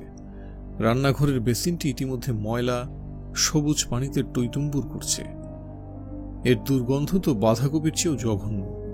উইনস্টন হাঁটু গেড়ে বসে পাইপটা খতিয়ে দেখে। সে এই কাজে হাত ব্যবহার করতে পছন্দ করে না, এমনকি ঝুঁকতেও না। ঝুঁকলে তার কাশি শুরু হয়ে যায়। মিসেস পার্সন্স অসহায়ের মতো তার দিকে চেয়ে থাকে। টম ঘরে থাকলে তো সাথে সাথে এটা করে দিত। সে বলল, এই ধরনের কাজও পছন্দ করে, ওর হাতের কাজও খুব ভালো। পার্সন্স হল সত্য মন্ত্রণালয়ের উইনস্টনের সহকর্মী। মোটাসোটা মানুষটা খুবই কর্মঠ, কিন্তু বুদ্ধি বলতে কিছুই নেই। আর নানা রকমের আজব জিনিস নিয়ে তার উৎসাহ। সে হল অসনিগ্ধ নিবেদিত কর্মীদের একজন, যাদের উপর পার্টি স্থিতিশীলতা বজায় রাখতে থট পুলিশের চেয়েও বেশি নির্ভর করে। বয়স তার 35। কদিন আগেই তাকে যুবলীগ থেকে বাধ্য করে বের করে দেওয়া হয়েছে। এর আগে সে গোয়েন্দার নির্ধারিত বয়স সীমারও 1 বছর বেশি যুক্ত ছিল। মন্ত্রণালয়ের এই মানুষটাকে এমন একটা সাধারণ পদ দেওয়া হয়েছে যেখানে বুদ্ধি খাটাতে হয় না। আবার অন্যদিকে সেই স্পোর্টস কমিটির মুখপাত্র হওয়া থেকে শুরু করে অন্যান্য কমিটিতেও খুব সক্রিয়, যারা সাধারণত হাঁটাহাঁটি প্রোগ্রাম থেকে শুরু করে স্বতঃস্ফূর্ত সরকার পক্ষের বিক্ষোভ মিছিল সহ নানা ধরনের স্বেচ্ছাসেবী কাজ করে থাকে।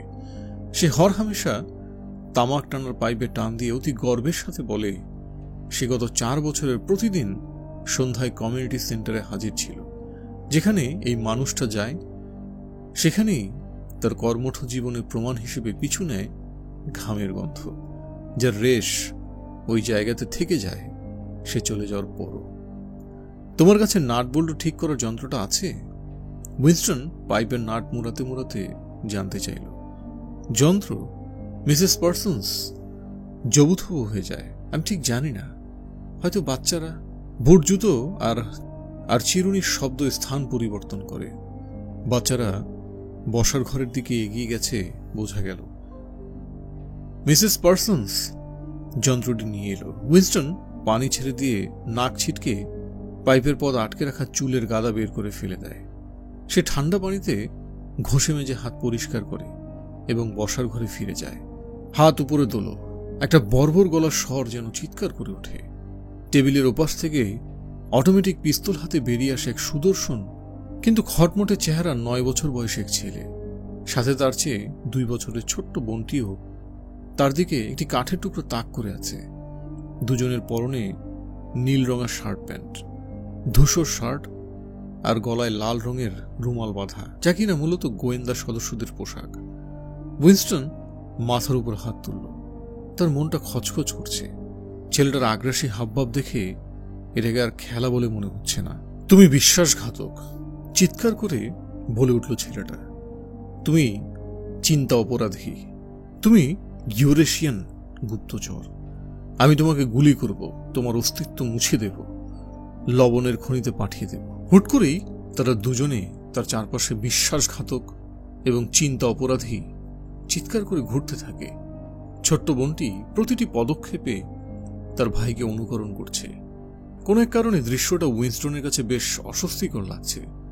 মনে হচ্ছে তার সাথে বাঘের শাবকেরা এখন খেলা করছে এবং অতি শীঘ্রই তারা মানুষ খেগোতে পরিণত হবে। ছেলেটার চোখে হিংস্রতা আছে।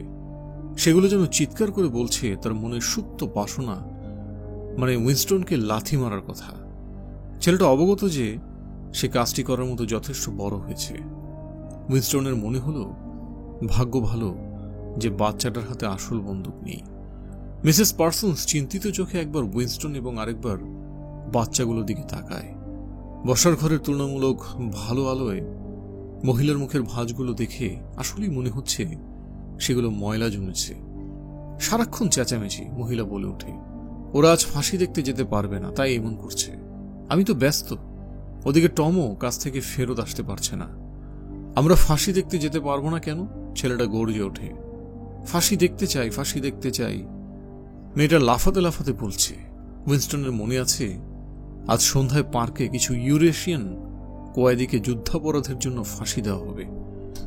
গেল কয়েক মাসে বেশ কয়েকবার এই আয়োজন করা হয়েছে। মানুষ অতি আগ্রহ নিয়ে তা দেখতে যায়, বিশেষত বাচ্চারা। মিসেস পার্সন্সের কাছ থেকে বিদায় নিয়ে সে দরজা থেকে বেরিয়ে যায়। গলি ধরে 2-1 পা ফেলেছে কি ফেলেনি, তখনই ঘাড়ের পেছনে সজোরে কিছু একটা আঘাত পড়ে। তার মনে হয় কে যেন ওখানটায় লোহার তার গরম করে ঢুকিয়ে দিয়েছে। উইনস্টন পিছনে ফিরে দেখে মিসেস পার্সন্স তার ছেলেকে টেনে নিয়ে যাচ্ছে। সে শেষ মুহূর্তে খেয়াল করল ছেলেটা পকেটে গুলতি ঢুকিয়েছে। গোল্ডস্টিন। দরজা লাগিয়ে দেওয়ার আগে চিৎকার করে বলে উঠল সে। তবে উইনস্টনের সবচেয়ে বেশি অবাক লাগলো মহিলার অসহায়ত্ব মাখা বিবর্ণ মুখ দেখে। বাসায় ফিরে চটপট টেলিস্ক্রিন পেরিয়ে যায় এবং টেবিলে গিয়ে বসে। সে ঘাড়ে সমান হাত বুলিয়ে যাচ্ছে। টেলিস্ক্রিন এখন আর সঙ্গীত বাজছে না। কে একজন নির্বিকারে নতুন ভাসমান দুর্গের অস্ত্রশস্ত্রের বর্ণনা দিচ্ছে। বর্তমান আইসল্যান্ড এবং ফ্যারো আইল্যান্ডের মাঝামাঝি কোনো এক জায়গায় নোঙর ফেলেছে এই ভাসমান দুর্গ। উইনস্টন ভাবল বাচ্চা দুটোকে নিয়ে মহিলার জ্বালার আর শেষ নেই। আর 1 কি 2 বছর তারপর থেকে এই বাচ্চাগুলোই কড়া নজরে রাখবে মা বাবাকে, যদি তারা সরকার বিরোধী কিছু বলে বা করে। আজকাল সব শিশুদের এই একই অবস্থা। তার সবচেয়ে খারাপ বিষয় হলো গোয়েন্দার মতো সংস্থাগুলো এই শিশুদেরকে দিনকে দিন বেয়ারা এবং ডানপিদে বানিয়ে তুলছে, অথচ তাও পার্টির বিপরীতে বিপ্লব করার মতো কোনো আশা আকাঙ্ক্ষা কিংবা ইচ্ছা ওদের মধ্যে দেখা যায় না। উল্টে তারা আরো পার্টিকে শ্রদ্ধা করে, ভালোবাসে। এর সাথে জড়িত সবকিছু গান, মিটিং, মিছিল, ব্যানার, মার্চ করা, নকল রাইফেল দিয়ে গুলি করা শেখা, গলা ফাটিয়ে স্লোগান দেওয়া, বিগ ব্রাদারকে পূজা করা, এসব তাদের কাছে অসাধারণ খেলার অন্য এক নাম। তাদের সমস্ত ঘৃণা এবং রাগ উদ্দোলিত হয় সরকারের শত্রুর প্রতি, বিদেশি শক্তির প্রতি, বিশ্বাসঘাতক, নাশকতাকারী এবং চিন্তা অপরাধীদের প্রতি। ত্রিশূর্ধ্ব যে কোনো মানুষের জন্য নিজ সন্তানকে ভয় পাওয়া স্বাভাবিক। কারণটা খুব উপযুক্ত বটে। এমন একটি সপ্তাহ নেই যেখানে দ্য টাইমসে এই আড়িপাতা ছেলে ছোকরাগুলোকে কিছু অস্বাভাবিক শুনে মা বাবাকে থট পুলিশের হাতে তুলে দেওয়ার জন্যে বীর শিশু হিসেবে মহিমান্বিত করা হয় না। গুলতির ব্যথা ধীরে ধীরে কমে যায়। কলমটি নিয়ে উইনস্টন মনমরা হয়ে ভাবে যে কি লিখবে আর এই ডায়েরিতে। তখনই আবার তার ওব্রায়েনের কথা মনে পড়ে। বহু আগে, কত বছর হবে যেন, অন্তত 7 তো হবেই, একবার সে স্বপ্নে দেখেছিল এক কালো কুচকুচে অন্ধকার রুমে হেঁটে যাচ্ছে। রুমের এক পাশে বসে থাকা এক সত্তাকে সে পেরিয়ে যেতেই বলল, আমরা সেই জায়গায় দেখা করব যেখানে কোনো অন্ধকার থাকবে না। খুবই নির্বিকারভাবে কথাগুলো বলেছিল সে, কোনো আদেশ নয়, নিছক বিবৃতি মাত্র। উইনস্টন অবশ্য না থেমে হেঁটে গিয়েছিল। কৌতূহলের বিষয় হলো, সেদিন তার কাছে স্বপ্নটা খুব গুরুত্বপূর্ণ কিংবা অর্থবহ কিছু মনে হয়নি। মনে হয়েছে আরো পরে গিয়ে। তার মনে নেই স্বপ্নটা সে কি ওব্রায়েনের সাথে প্রথম দেখা হওয়ার আগে দেখেছিল না পরে। এমনকি স্বপ্নের কণ্ঠটা যে ওব্রায়েনেরই ছিল, সে কবে ধরতে পেরেছে তাও তার মনে নেই। তবে সে এটুকু নিশ্চিত যে স্বপ্নের সেই মানুষটা আসলে ওব্রায়েনই ছিল। সেদিন থেকে সময় পেরিয়ে আজ মানুষটার সাথে এক লহমার দৃষ্টি বিনিময় হয়ে গেল। অথচ উইনস্টন এখনো নিশ্চিত হতে পারেনি সে তার বন্ধু না শত্রু, যদিও বিষয়টা অতটা গুরুত্বপূর্ণ না। দিন শেষে ভালো লাগা হোক বা দলীয় ভিত্তিক সম্পর্ক, এসবের বাইরে গিয়ে তাদের মাঝে বোঝাপড়া আলাদা যোগ সাজস আছে তো বেশ বটে। আমরা সেই জায়গায় দেখা করব যেখানে কোনো অন্ধকার থাকবে না, এমন কিছুই তো বলেছিল। উইনস্টন এর অর্থ জানে না বটে, তবে যে কোনো একভাবেই হোক কথাটা তো সত্য হয়েছে। টেলিস্ক্রিনের আওয়াজ থেমে যায়। ক্ষণিকের নীরবতা চিরে বেজে ওঠে ভেপু।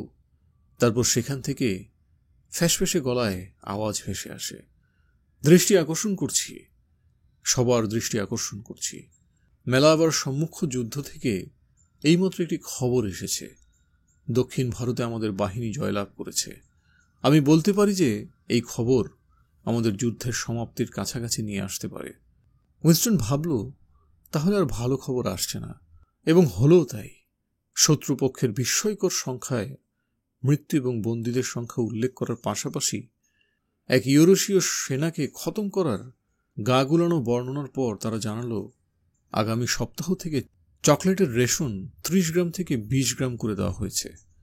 উইনস্টন আবারও ঢেকুর তুলল। জিনের প্রভাব ধীরে ধীরে কমে আসছে, ক্লান্ত হয়ে আসছে শরীর। টেলিস্ক্রিনে হঠাৎ ওশেনিয়া তোর জন্য বেজে উঠল, হয়তো বিজয় উদযাপনের জন্য অথবা চকলেট হারানোর বেদনা ভোলার জন্য। সাধারণত জাতীয় সঙ্গীত বাজলে শ্রদ্ধা জানাতে দাঁড়ানো বাধ্যতামূলক, তবে সে এখন যেখানে আছে সেখানে তাকে দেখা যাচ্ছে না। ওশেনিয়া তোর জন্য, এর সুর একসময় প্রশমিত হয়ে আছে। উইনস্টন জানালার ধারে গিয়ে টেলিস্ক্রিন দিকে পিট করে দাঁড়িয়ে। এখানে ঠান্ডার প্রকোপ সর্বত্র বিরাজমান। দূরে কোথাও বোমা বিস্ফোরণের ভোঁতা শব্দ প্রতিধ্বনিত হচ্ছে চারদিকে। ইদানিং লন্ডনে প্রতি সপ্তাহে 20 থেকে 30টা বোমা পড়ে। নিচে বাতাসে সে দেয়ালের সাঁটা পোস্টারটা এখনো ফরফর করে উঠছে। ইংশক শব্দটি লুকোচুরি খেলছে বাতাসের সাথে তাল মিলিয়ে।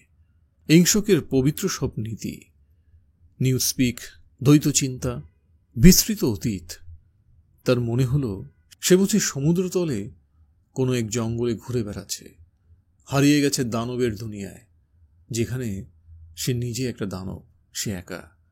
অতীত মুছে গেছে, ভবিষ্যৎ অকল্পনীয়। সে কি করে বুঝবে যে কোনো মানব সন্তান তার পাশে আছে? কি করে বুঝবে যে পার্টি চিরকাল স্থায়ী হবে না?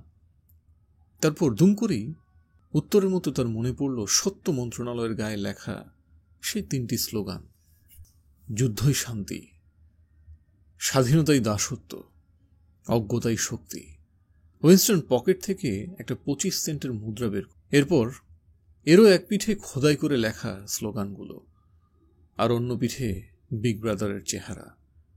এমনকি এই মুদ্রার গা থেকেও চিন্তাগুলো যেন তার অন্তরে ছেঁকে ফেলেছে।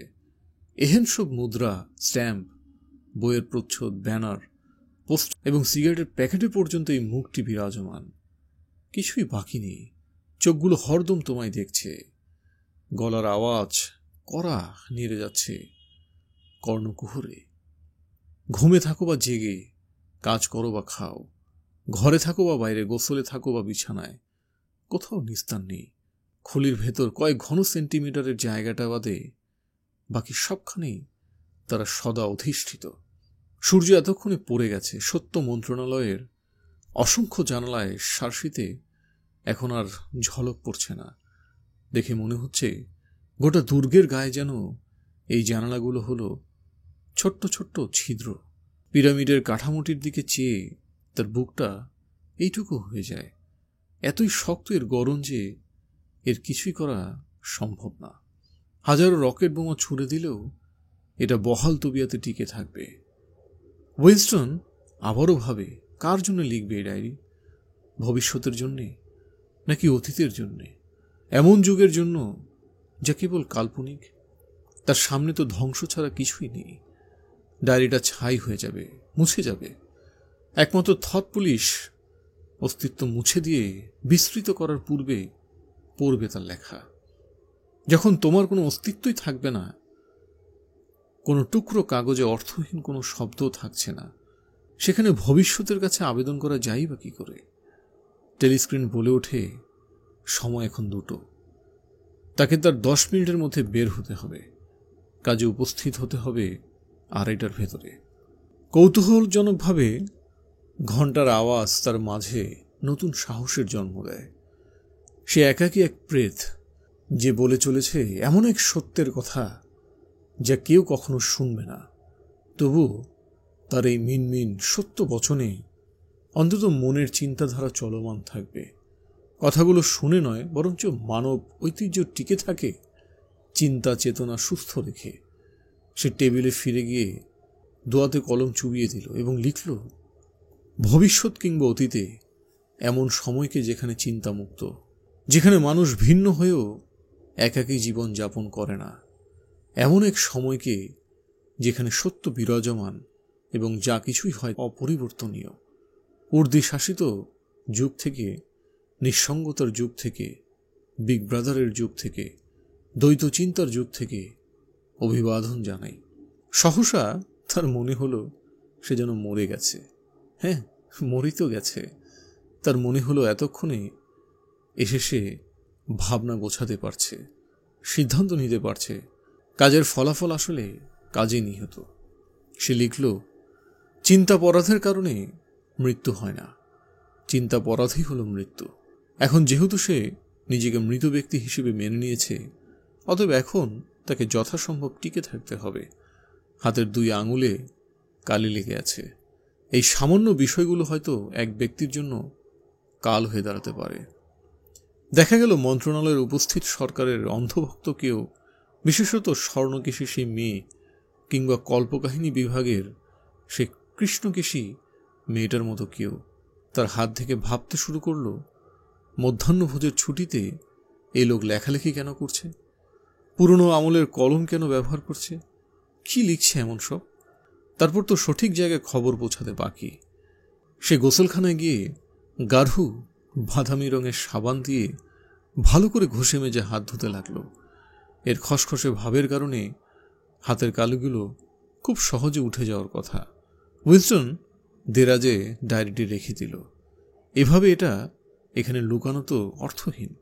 তবুও সে বুঝতে চায় যে কেউ তার ডায়েরিটি ধরেছে কিনা। পৃষ্ঠার কোণায় চুল রাখা থাকলে যে কেউ সহজে বুঝতে পারবে যে ওটা ইচ্ছে করে ওখানে রাখা। সে 2 আঙুলে একটু ময়লার দানা দিয়ে প্রচ্ছদের কোণায় রেখে দিল। এখন কেউ বইটি সরানো মাত্রই এগুলো নিচে পড়ে যাবে। উইনস্টন মাকে নিয়ে স্বপ্ন দেখছে। মা যখন হারিয়ে গেলেন তখন তার বয়স কত ছিল? বড়জোর 10 কি 11 হবে। লম্বা মহিলা, তন্নি তার দেহ, খুবই ধীরে চলতেন। নীরবতাই ছিল তার অধিকাংশ সময়ের সঙ্গী, আর তার চুল ছিল সোনালি। মায়ের তুলনায় বাবার কথা উইনস্টনের আরো কম মনে আছে। পাতলা গরনের গা, রংটা কালো। পরনেও থাকতো তেমন পোশাক আশাক। উইনস্টনের বিশেষ করে তার বাবার পায়ের জুতোর পাতলা তলির কথা মনে আছে এবং তার চোখের চশমা। তারা দুজনেই হয়তো 50 দশকের প্রথম শুদ্ধিকরণ অভিযানের শিকার হয়েছিল। বর্তমানে মা তার ছোট বোনকে বাহুডোরে নিয়ে তার চেয়েও অনেক নিচে কোথাও বসে আছেন।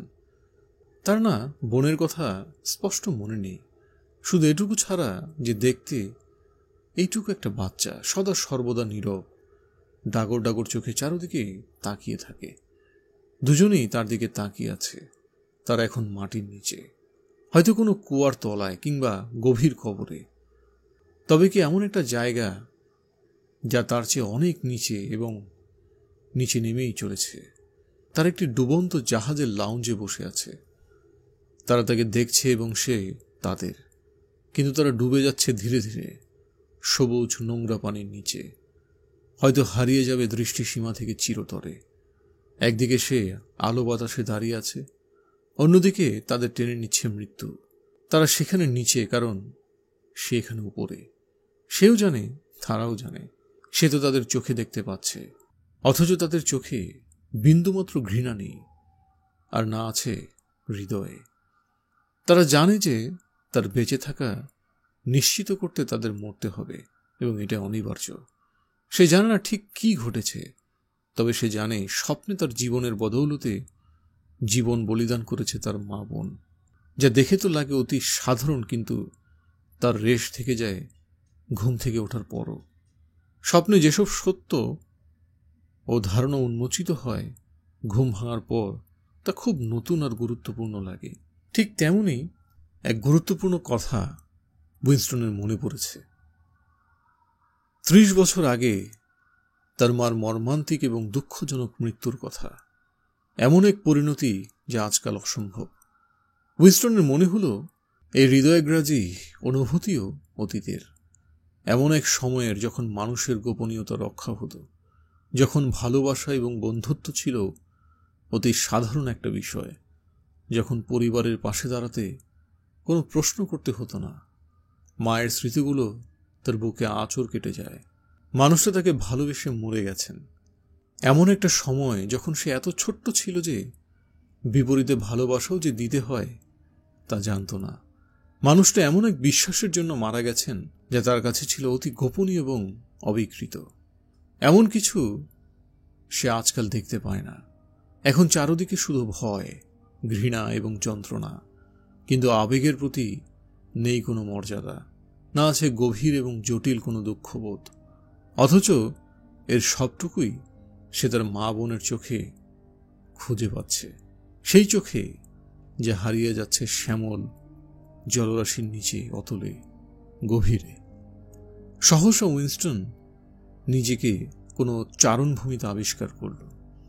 পরন্ত বিকেলের গ্রীষ্মের সূর্য তার শেষ লালিমা মাখা রোদ ছড়িয়ে দিচ্ছে চারদিকে। এই দৃশ্যটি সে এতবার স্বপ্নে দেখেছে যে আজকাল সে নিশ্চিত করে বলতে পারে না এটিকে আদৌ বাস্তবে ঘটেছিল কিনা। ঘুম থেকে উঠে ভাবতে বসলেই তো সেই জায়গাটাকে সোনার দেশ বলে ডাকে। কাল জীর্ণ এই চারণভূমিতে এদিক ওদিকে ছুটে চলে খরগোশ, হাঁটা পথ এগিয়ে চলে সাপের মতো ছড়ানো ছিটানো উঁচু ঢিবির মাছ দিয়ে। ওই দূরে দেখা যায় জীর্ণ দশায় রিক্ত প্রায় শ্যামলিমা, যেখানে দেবদারু বিশেষ গাছগুলোতে বয়ে চলা বাতাসে ঢেউ খেলে যায়। দেখে মনে হয় কোনো নারীর চুল উঠছে যেন। দৃষ্টিসীমার বাইরে হলেও কাছে কোথাও ধীর লয়ে নেমে আসা ঝর্ণার কলকল ধ্বনির শব্দ পাওয়া যায়। উইলো গাছের নিচে জমা পুকুরে টপাটপ সাঁতরে চলে নানা ধরনের মাছ। কৃষ্ণকেশী মেয়েটি মেঠো পথ ধরে হেঁটে আসে পুকুরের দিকে। অতি সন্তপর্ণে হাঁটতে হাঁটতেই সে গা থেকে খুলে ফেলে সমস্ত বস্ত্র এবং অবজ্ঞা ভরে ছুঁড়ে ফেলে এক পাশে। তার শরীর ফর্সা এবং মসৃণ, তবে তা দেখে উইনস্টনের কোনো কামনা জাগে না। সে শুধু ফ্যালফ্যাল করে তাকিয়ে থাকে। তাকে অভিভূত করে মেয়েটির পোশাক, ছুঁড়ে মারার ভঙ্গিটি। এত সুন্দর সাবল্যতায় সে কাজটা করল যেন ধ্বংস করে দিয়েছে একটি সংস্কৃতি, বিলীন করে দিয়েছে একটি গড়ে ওঠা চিন্তাধারা, যেন এক লহমায় অনায়াসে মুছে ফেলেছে বিগ ব্রাদার, পার্টি এবং থট পুলিশের রাজত্ব। এই ভঙ্গিমাও সেই প্রাচীনকালেরই অংশ। উইনস্টন অবশেষে শেক্সপিয়রের নামটি মুখে নিয়ে উঠে দাঁড়াল। টেলিস্ক্রিন থেকে কান চিনচিনে শীষ করে সুরে একটানা 30 সেকেন্ড বেজে যায়। কাটায় কাটায় 7টা বেজে 15 মিনিট হলো। চাকরিজীবীদের জন্য ওঠার সময়। উইনস্টন নগ্ন গায়ে বিছানা থেকে উঠল। আউটার পার্টির সদস্যদের কাপড় চোপড়ের জন্য বাৎসরিক 3000 কুপন দেওয়া হয়। তার মধ্যে 600 কুপনই চলে যায় পাজামায়। এত খরচা করে ঘুমের জন্য আলাদা করে কাপড় কেনা মানে বিলাসিতা। চেয়ারের উপর ময়লা একটা হাতাছাড়া গেঞ্জি এবং একজোড়া শর্টস পরে আছে। সে সেগুলো তুলে নিল।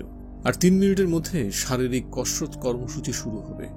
হুট করেই তার কাশি শুরু হয়ে যায়। প্রায় প্রতিদিন ঘুম থেকে ওঠার পরেই উইনস্টনের এই অবস্থা হয়।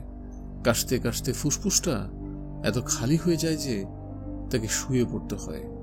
মুখ হা করে নিঃশ্বাস নিতে হয় বেশ কয়েকবার। এই এক কাশিতে গলার শিরা উপশিরা ফুলে উঠেছে। তার উপর পায়ের ক্ষততে চুলকানি তো আছেই। 30 থেকে 40-এর দল। এক ক্যারকেরা নারীর গলার আওয়াজ শোনা যায়। 30 থেকে 40-এর দল, দয়া করে আপনাদের জায়গা নিন। 30 থেকে 40। উইনস্টন এক লাফে টেলিস্ক্রিনের সামনে সাবধান হয়ে যায়। সামনেই এক লিকলিকে তবে শক্তপোক্ত যুবতী টিউনিক এবং জিম জুতো পরা দাঁড়িয়ে আছে। সামনেই এক লিকলিকে তবে শক্তপোক্ত যুবতী টিউনিক এবং জিম জুতো পরে দাঁড়িয়ে আছে, হাত টানা এবং বাঁকানো। সে বলে উঠল, আমার সাথে তাল মিলাও। 1 2 3 4, 1 2 3 4, 1 2 3 4। কমরেডস, একটু জোর বাড়াও। 1 2 3 4, 1 2 3 4। খুব খুব কাশির দৈরাত্মে অবশ্য উইনস্টনের মাথা থেকে স্বপ্নের স্মৃতি মুছে যায়নি, বরঞ্চ তালে তালে তারও প্রকট হয়ে উঠেছে। সেই জগৎবোধ পুতুলের মতো মুখে তুষ্টি নিয়ে হাত পা ছুঁড়ে চলেছে। শারীরিক কসরতে এহেন অভিব্যক্তি থাকা সমীচীন হিসেবে বিবেচিত হয়। উইনস্টন অবশ্য শারীরিক কসরতের পাশাপাশি ছেলেবেলার স্মৃতি মনে করার কসরতও সামনে করে চলেছে। ব্যাপারটা বেশ কঠিন হয়ে দাঁড়ায়। 50 দশকের শেষাংশের কাছে গেলেই আর কিছু মনে পড়ে না তার। যখন কোনো লিখিত দলিল কিংবা সংরক্ষিত নথি না থাকে, তখন জীবনের অবয়বটা নিরাকার হয়ে যায়। তোমার ঘটনাগুলোর বিস্তারিত মনে থাকে, কিন্তু পরিবেশটা কেমন ছিল তখনকার অনুভূতি তা মনে আসে না। আর মাঝে মাঝে কিছু লম্বা বিরতি থাকে যার কোনো হদিশ পাওয়া যায় না। তখন সবকিছুই আলাদা ছিল, এমনকি দেশের নাম, মানচিত্র সবকিছুই ছিল ভিন্ন। যেমন এয়ার স্ট্রিপ 1কে তখন এই নামে ডাকাই হতো না, বলা হতো ইংল্যান্ড কিংবা ব্রিটেন। অবশ্য তার যতটুকু মনে পড়ে, লন্ডনকে তখনও লন্ডনই বলা হতো। উইনস্টনের মনে পড়ে না ঠিক কখন তার দেশ কোনো যুদ্ধে ছিল না, তবে এতটুকু তার মনে আছে, ছেলেবেলায় একটা লম্বা সময় ধরে শান্তি বিরাজমান ছিল। কারণ তার সবাইকে চমকে দেওয়া সেই বিমান হামলার কথা মনে আছে। সম্ভবত কোলচেস্টারে পারমাণবিক হামলা করার সময়কার এই ঘটনা। হামলার বিস্তারিত তার মনে নেই, কিন্তু এতটুকু মনে আছে যে বাবা তার হাতটা শক্ত করে ধরে হনহনে নেমে যাচ্ছিলেন ভূগর্ভে। গোল গোল ঘুরতে থাকা সিঁড়িগুলো ধরে নামতে নামতে একসময় তার ছোট্ট পাগুলো ধরে যায়। তার একটু থেমে বিশ্রাম নেয়। মা বরাবরের মতোই ধীর লয়ে উদাসীন মানুষের মতো তাদের অনুসরণ করে চলে। তার কোলে ছিল তার ছোট্ট বোন মাত্র, অথবা কেবল কম্বল মাত্র। সে ঠিক নিশ্চিত করে জানে না যে তখন তার বোনের জন্ম হয়েছে কিনা। অবশেষে তারা একটা জনকোলাহলে ঘেরা জায়গায় আসে। সে বুঝতে পারে তারা টিউব স্টেশনে এসেছে। পাথরে মেঝের উপর এদিক ওদিক বসে আছে মানুষ। কেউ কেউ দুতলা সমান ধাতব খাটের উপরে নিচে বসে আছে গাদাগাদি করে। উইনস্টনও তার মা বাবা একটা পাথরে মেঝেতে জড়সড় হয়ে বসল। তাদের পাশেই খাটের উপর বসে আছে এক বৃদ্ধ দম্পতি। বৃদ্ধ লোকটার পরনে কালো অভিজাত স্যুট, সাদা চুল, ঢাকা কালো টুপিটা পেছনের দিকে টানা, অরুণ রঙা মুখ, নীলাপ চোখগুলো অশ্রুতে টলমল করছে। তার গা থেকে মদের গন্ধ বের হচ্ছিল। মনে হচ্ছিল নিঃশ্বাস নয়, তার গায়ের ঘাম দিয়ে মদের ঘ্রাণ বেরোচ্ছে। কেউ কেউ তো ভাববে ওই চোখের জল আসলে মদই, অথচ মাতাল হওয়া সত্ত্বেও লোকটা বিষাদের অনলে পুড়ছিল। ছোট্ট উইনস্টনও সেদিন বুঝতে পেরেছিল তাদের সাথে এমন কিছু ঘটে গেছে যা কখনো ঘটাই উচিত ছিল না, যার কোনো ক্ষমা নেই, যার কোনো প্রায়শ্চিত্ত নেই। এমনকি সে তাদের বিষাদের কারণও খুঁজে পেয়েছিল। বৃদ্ধ মানুষটা হারিয়েছিলেন তার ভালোবাসার নাতনিকে। মুহুর্মুহু তিনি বিলাপ করে যাচ্ছিলেন। আমাদের ওদের বিশ্বাস করা উচিত হয়নি। আমি বলছিলাম না, ওদের বিশ্বাস করেই আজ আমাদের এই অবস্থা। আমি পই পই করে বলেছিলাম ওই শুয়োরগুলোকে বিশ্বাস করা আমাদের একদমই উচিত হয়নি। কিন্তু কোন শুয়োরগুলোকে যে তাদের বিশ্বাস করা উচিত হয়নি তা উইনস্টনের এখন মনে পড়ছে না। সেই তখন থেকেই যুদ্ধ হয়ে গেছে তাদের নিত্য নৈমিত্তিক জীবনের অংশ। যদিও প্রকৃতপক্ষে এই যুদ্ধ সবসময় এক ছিল না। ছেলেবেলায় মাসের পর মাস ধরে সে লন্ডনের গলিঘুপচিতে মানুষে মানুষের লড়াই দেখেছে, যা তার স্মৃতিপটে ঝাপসা হয়ে আছে। কিন্তু ইতিহাস ধরে ধরে যদি বলতে খুঁজতে হয় যে কে কখন কার সাথে সংঘর্ষে লিপ্ত ছিল, তা বের করা অসম্ভব। কারণ কোথাও কোনো লিখিত দলিল নেই, না আছে কোনো মৌখিক উক্তি। বর্তমান বিবর্জিত বাকি সব ইতিহাসই বিস্তৃত, তাদের নিয়ে কোনো কথা হয় না। যেমন এই যে 1984, যদি 1984 হয়ে থাকে আর কি, এতে এসে ওশেনিয়া ইউরেশিয়ার সাথে যুদ্ধে লিপ্ত এবং স্টেশিয়ার সাথে বন্ধুত্ব। এর বাইরে গিয়ে কি তারা কখনো সরাসরি কিংবা ব্যক্তিগতভাবে স্বীকার করবে যে এই তিন পরাশক্তি একসময় ভিন্ন ধারার সম্পর্ক ছিল? অথচ উইনস্টনের জানা মতে 4 বছর আগে ওশেনিয়া এবং স্টেশিয়া ছিল শত্রু এবং ইউরেশিয়া ছিল মিত্র। ঘটনাক্রমে অর্জিত এই জ্ঞান তার স্মৃতিপটে থেকে যাওয়ার একমাত্র কারণ হল তার স্মৃতি কর্তৃপক্ষ কর্তৃক যথেষ্ট নিয়ন্ত্রিত নয়। খাতা কলমে এই মিত্র শক্তির পালাবদল কখনই হয়নি। ওশেনিয়া ইউরেশিয়ার সাথে যুদ্ধে লিপ্ত, মানে তারা সবসময় ইউরেশিয়ার সাথে যুদ্ধে লিপ্ত ছিল।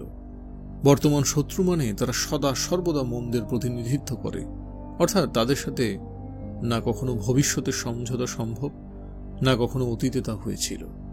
উইনস্টন ব্যথা দূর করতে কাঠ টান টান করে, কোমরে হাত দিয়ে শরীরের উপর অংশ পেছনের দিকে বাঁকায়, যেন পিঠের পেশিগুলো টান খায়। তার সহস্রবারের মতো সবচেয়ে ভয়ঙ্কর ব্যাপারটি ভেবে যায়, আর তা হলো এসব কিছুই সত্যি হতে পারে না। যদি পার্টি অতীতে হাত বাড়িয়ে বলতে পারে যে এই ঘটনাগুলি আসলে কখনোই ঘটেনি, তাহলে তা কি স্পষ্টতই মৃত্যু কিংবা নির্যাতনের চেয়ে ভয়ঙ্কর না? পার্টি বলে ওশেনিয়া কখনোই ইউরেশিয়ার মিত্র ছিল না, অথচ যে উইনস্টন স্মিথ জানে 4 বছর আগেও তারা ছিল পরস্পর মিত্র শক্তি। কিন্তু এই জ্ঞানের অস্তিত্ব কোথায়? তার করটির ভেতরে যে মুছে যাবে অতি শীঘ্রই। আর যদি সবাই পার্টির আরোপিত মিথ্যাকে সত্য হিসেবে ধরে নেয়, যদি সকল দলিল নথিপত্র এই একই গল্প বলে, তাহলে সেই মিথ্যে ইতিহাসে প্রভাবিত হয়ে পরিণত হবে সত্যে। পার্টির স্লোগান যেমন আছে, যে অতীতের নিয়ন্ত্রণ করে তার হাতে থাকে ভবিষ্যৎ, যে বর্তমান নিয়ন্ত্রণ করে অতীত আসলে তারই। অথচ পরিবর্তনযোগ্য এই অতীত যেন খাতা কলমে কখনোই পরিবর্তিত হয় না। পার্টির মতো যা সত্য তা চিরন্তন সত্য, সেই সুদূর অতীত থেকেই। ব্যাপারটা ঠিক এতটাই সহজ, তাদের শুধু থেকে থেকে তোমার স্মৃতিকে ভুল প্রমাণ করতে হবে। এই চর্চাকেই বলে বাস্তবতা নিয়ন্ত্রণ। নিউ স্পিকের ভাষায় তারা বলে দ্বৈত চিন্তা। আরামে দাঁড়াও, প্রশিক্ষক মহিলা ডাক দিল, তবে তুলনামূলকভাবে ভদ্রতার সাথে। উইনস্টন 2 হাত 2 দিকে ছেড়ে দিল এবং ধীরে ধীরে ফুসফুসে বাতাস ঢোকালো। তার মনটা ঠিক তখনই দ্বৈত চিন্তার গলি তস্য গলিতে হারিয়ে যায়। একই সাথে জানা আর না জানা সত্য সম্পর্কে অবগত হয়েও সাবধানে গড়া মিথ্যাকে আপন করে নেওয়া, একই সাথে এমন 2 মতকে ধারণ করা যে একে অপরকে বাতিল করে দেয়। দুটো পরস্পর বিরোধী জেনেও তাতে বিশ্বাস করা, যুক্তির বিরুদ্ধে যুক্তি ব্যবহার করা, মোরালিটিকে বুড়ো আঙুল দেখিয়ে আবার তারই দাবি করা গণতন্ত্র অসম্ভব। এই বিশ্বাস করার পর পার্টিকে আবার গণতন্ত্রের রক্ষক মনে করা, যে ভুলে যাওয়া দরকার তা ভুলে যাওয়া, প্রয়োজন হলে আবার তা মনে করা, আর তারপর আবারও ভুলে যাওয়া, এবং সর্বোপরি পুরো প্রক্রিয়ার উপর একই প্রক্রিয়া প্রয়োগ করা, একেই বলে দ্বৈত চিন্তা। আর এটাই সবচেয়ে বেশি জটিল। সচেতনভাবে সবটা ভুলে যাওয়া এবং তারপর আবারও এই পুরো ভুলে যাওয়ার পদ্ধতি প্রয়োগের কর্মকাণ্ডটাই করটির ভেতর থেকে মুছে ফেলা। এসব ক্যারিকেচার হলো দ্বৈত চিন্তা। এমনকি দ্বৈত চিন্তা বুঝতে হলেও দ্বৈত চিন্তার দরকার। প্রশিক্ষক তাদের মনোযোগ আকর্ষণের জন্য আবারও ডাক দেয়, এখন সবাই দেখি আমরা আমাদের পায়ের আঙুল ছুঁতে পারছি কিনা। সে উৎসাহের সাথে বলল, কমরেডরা কোমর থেকে ভাঁজ করো, 1, 2। উইনস্টন এই শারীরিক কসরত মনে প্রাণে ঘৃণা করে। আরে বাবা, পা থেকে কোমর পর্যন্ত যে টান টান ব্যথায় ছড়িয়ে যায়, তার কি হবে? প্রায়শই এটা বুকে আরেক দফা কাশি ধরিয়ে দেয়। এতক্ষণ ভাবনার গলি ঘুরি ঘুরে যেটুকু প্রশান্তি মিলেছিল তাও হাওয়া। যে অতীতে সে বিভোর ছিল তা স্রেফ পাল্টানো হয়নি, একেবারে ধুয়ে মুছে হাপিস করে দেওয়া হয়েছে, কমপ্লিট ডেস্ট্রয়েড। তো এমন কিছু যা করটির ভেতরে কয়েক ঘন সেন্টিমিটার ছাড়া আর কোথাও নেই, দলিলপত্র কিছুতেই নেই, তা প্রমাণ করা যায় বা কি করে? বিগ ব্রাদারের নামটা প্রথম কবে শুনেছিল সে? মনে করতে চায় উইনস্টন। 60-এর দশকের আশেপাশে হবে হয়তো, কিন্তু নিশ্চিত হওয়া তো একেবারে অসম্ভব। পার্টির ইতিহাস বলে বিগ ব্রাদার বরাবরের মতোই বিপ্লবের অভিভাবক এবং অবিসংবাদিত নেতা ছিল।